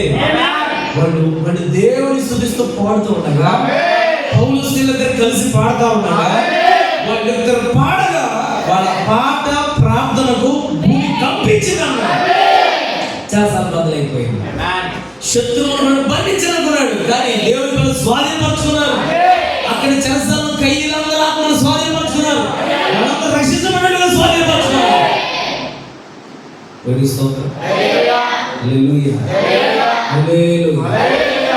ఇప్పుడు నిజంగా అబ్రహాము సంతానంలో అయితే ఇప్పుడు శత్రు యొక్క గవినేది ఈ భూమి. ఈ భూమి అంతా శత్రు యొక్క గవినే. అయ్యా ఇదంతా భూమి అంతా శత్రు యొక్క గవినే. ఈ సినిమాలు, ఈ డీజేలు, ఈ క్రికెట్లు, ఈ ఐపీఎల్ అర్థమైంది మీకు? దేవుడి స్తోత్రం. రాత్రి గత్రేయడానికి పోతే ఒకటి క్లిప్పులు పెట్టాడు. ఆయన క్లిప్పులు పెట్టాడు. అది ఎంతలో గొప్ప ఎంత ఎత్తుంది. వాడు అన్నాడు జాగ్రత్త కట్ చేయగలరు, జాగ్రత్త అన్నాడు. నేను అమ్మని 4 నుండి పట్టతల నుండి అన్న 4 మొత్తం తీసేస్తాను, జాగ్రత్త చేయండి, అది అన్నం అంత పక్కన ఉంది. ఇది ఎంతలో గొప్ప పెట్టుకున్నాడు. దాన్ని క్లిప్పులు పెట్టాడట. ఆపరేషన్ చేసినప్పుడు జాయింట్కి రాడ్లు వేస్తారు, పెట్టాడు. పెట్టి కత్తిరేస్తున్నాడు. ఎక్కడ ఆడడుగుతుంది, ఏం కత్తి రావట్లా. 250 రూపాయలు ఆ స్టైల్ అది ఎత్తుంది. ఇప్పుడు ఆవిడ ఏముంది? దయ్యం ఉందా లేదా? కొద్దిగా గడ్డ పెడితే అయితే మనకి పిచ్చెక్కింది. వాడు ఎంత గుడు పెట్టాడు. గుడు పెట్టి దానికి ఇటు చుట్టూ అంటున్నాడు. ఎక్కడి నుంచి ఇక్కడ దాకా వాడు చెప్పింది ఏలు పెట్టినా ఇటు పోగుతున్నాడు. ఎక్కడ అన్నాడు, ఎటు పోగుతున్నాడు, ఎటు పోగుతున్నాడు. అంత ఆడే ఉంది. అసలు ఊడిదేలే, అంత అక్కడే ఉంది. ఇప్పుడు వాడికి ఏం పట్టిందండి? దయ్యం. అర్థమైందా? ఇప్పుడు ముడులేసే వాళ్ళు ఎక్కువైపోయారు. ఎవరు ఎక్కువైపోయారు? ఏ ఊరు పోయినా ఏ బస్సు ఎక్కువ 20 ఎక్కువ ముడేసే వాళ్ళు ఎక్కువైపోయారు. కామిపల్లిలో జగదీశ్వర గురించి చెప్పుకున్నాను నేను మరిదాసు అనుకున్నా కదా. మేమైతే తెలియదు పెయింట్ చేస్తాడంట. వాడికి ఎంత గొప్ప వాడి వయసు ఎంత అంటే 67. 67లో కూడా ముడి కావాల్సి వస్తే పిల్లలకి ఏమవుతారు? ఇక దేవుని స్తోత్రం. ఇప్పుడు వాళ్ళ ఆవిడకి అయ్యా రబ్బర్ బ్యాండ్ కావాలా, వాడికి కూడా అయ్యా రబ్బర్ బ్యాండ్. ఇప్పుడు ఆమె కాసి పూలు కాకుండా పెట్టుకున్నావు కాసి నేను కూడా అంతేగా. ఇక నేనేమో కాలం గడిచే కొద్ది ఇద్దరు ఒకే రకమైన డ్రెస్సులు కొనుక్కోవాలి. దేవుని స్తోత్రం. నాకు వాడిని చూసి రాతేసి నోటి మీదకి వచ్చింది. ఏ ఊరు అన్న ముడి బాగుందని అన్నావు అనుకున్నా, ఏ ఊరు ఏందన్నా అని అడిగా. అంతే కందుకూరు దగ్గరే చెప్పాడు. దేవుని స్తోత్రం. ఇంకా ఉంటాడు వారం దాకా కాలంలో దర్శించాలి. ఇప్పుడు ఆవిడ ఏం పట్టింది చెప్పు? జాలపాలెంలో నడి రోడ్డు మీద ట్రాక్టర్ పెడతాడు. అటు పక్క పడవ నడి రోడ్డు మీద వీడు మాట్లాడుతుంటాడు, వాడు మాట్లాడుతుంటాడు. ఈ వెనకొచ్చే బళ్ళు ఆరగొట్టి ఏమో వాడు తొలగడం. మన అన్న ఉందో ఏది దిక్కు కింద దిగు వాడు శత్రు యొక్క గవిని. దేవుని స్తోత్రం. మనం బాగా ప్రార్థన పెడతాం, ఫుల్గా తాగొస్తాడు. ఎవరేడా తగ్గి సౌండ్ తగ్గి డీజే వినాయక చవితికి ఆ చవితికి ఈ చవితికి డీజే పెట్టి ఇటొక డీజే అటొక డీజే 3-4 డీజే 3 రోడ్లు మధ్యలో పెట్టి 3 పార్టీలోడు తెగ వాయించేస్తుంటే వీడు గొప్పడు లేవడాడు. ఎందుకంటే వీడు లేచేయడానికి వాడు అంటాడు పక్క బలిందాదంతా వాడు ఎముకలు ఇరిగిందాగా ఎరక బాధలు పెడుతున్నాడు. కానీ ఇప్పుడు ఏం చేస్తాడు? వాళ్ళు చూపువాడు. కానీ ఎవరికంటే వస్తాడు? ఎవరు వచ్చినా ఏమన్నా స్తోత్రాలు అంటారు పాస్టర్. వాడి దగ్గర ప్రతాపం చూపిస్తాడు. వీటికి మన కెమెరామెన్ అప్పుడు వీడియో తీసేటప్పుడు యూట్యూబ్ అప్లోడ్ చేసేటప్పుడు కరపత్రాలు వచ్చేవాళ్ళు ఎవరు? వీళ్ళంతా శత్రువుల యొక్క గవిని. అయ్యా మీ ఆత్మ రక్షించబడతా ఈ వాక్యాన్ని నమ్మడానికి కరపత్రం ఇస్తే ప్యాండీలు పోతున్నారు. ఎవరు? శత్రు యొక్క గవిని. దేవుని స్తోత్రం. హల్లెలూయా. ఈ కాలపు వర్తమానం నమ్మండి అయ్యా. మీరు నమ్మేది సత్యం కాదయ్యా. బాప్తిసం ప్రభువు యేసుక్రీస్తును పొందండి అంటే అబద్ధ బోధ. వీళ్ళు నెలవారి మాకు వీళ్ళు బ్రహ్మైట్లు, వీళ్ళు ఆ మైట్లు ఈ మైట్లు. అసలు ప్రవక్తలు చెప్పాడు మన మైట్లు ఉన్నాయి, మైట్లు గీట్లు మనకు ఉన్నాయి కానీ మైట్లు ఉన్నాయి. కానీ ఎవరున్నారు? బ్రహ్మైట్లు. వీళ్ళు బ్రహ్మ గుంపు, వీళ్ళు ఆ గుంపు, అబద్ధం గుంపు. ఎవరైనా సత్యం మీదయ్యా, వాక్యం మీదయ్యా, మా సాక్షి మీదయ్యా, మేము నమ్మలేదయ్యా, ఇప్పుడు నమ్ముతున్నామయ్యా. వాక్యం అయ్యేది నమ్మండి అయ్యా. నాకు అనవసరం, మేము యూట్యూబ్లో విన్నాం, యూట్యూబ్లో అసత్యం మాకు తెలిసింది, మేమైతే నమ్మం, మేము అంగీకరించాం. శత్రువు యొక్క గవిని. అయితే బ్రదర్ నేను బాగా గమనించండి, ఈ శత్రువు యొక్క గవినంతటిని స్వాధీనపరచుకోవడానికి దేవుడు మనకి ఏదైతే ప్రార్థిస్తామో జరుగుతూ ఉంటుంది. ఈ దెయ్యాలు బట్టిన ఈ లోకంలో మనుషుల మధ్యలో పాతాళమంతా తెరవబడి మనుషుల మధ్యలో వచ్చుండగా ఈ శత్రువు యొక్క గవిని మనం స్వాధీనపరచుకున్నాం.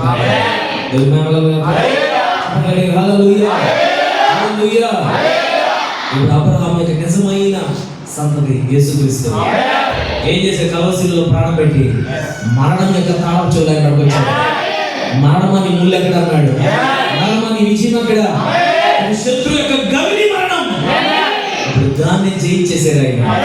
ఇప్పుడు మా మరణం లేని వారిగా మనం ఒకవేళ చనిపోయి పని చేసిన ఆ క్షణాన్ని ఆయన లేపుతాడు.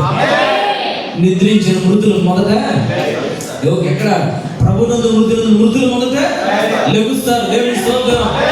ఇప్పటివరకు ఎవరైతే ఈ వాక్యం కొరకే బ్రతికారో వారందరూ మొట్టమొదటి లేవబోతా ఉన్నారు. శత్రువు గవిని దేవుని స్తోత్రం. బ్రదర్, దేవుడు జగత్తు పునాది వేయబడకుంటే నిన్ను ఒక అబ్రహాం యొక్క సంతతిగా దేవుడు లెక్క పెట్టుకుంటే ఈ వాక్యం నీ సంతతి అర్థమైంది. తెప్పగా ఆపసభలు నీ పడది వాక్యం, తెప్పగా వాక్యం గ్రహిస్తావు. ఇన్ని గంటలు చెప్పడానికి మా ఓపిక ఎక్కువే కాదు, టైం ఎక్కువే కాదు. ఇన్ని గంటలు ఎక్కువసేపు చెబితే మమ్మల్ని ఎవరు రికార్డులోకి తీసుకోరు. కానీ మీకు సత్యం అర్థం అవ్వాలి, వాక్యం గ్రహించాలి. ఆపసభలు పడేవాళ్ళు 70 మంది ఉండా, 70% ఉండా, 30% మంది ఉండింది. ఆ భగవంతుడిది ఆమె ఉంటే చాలు.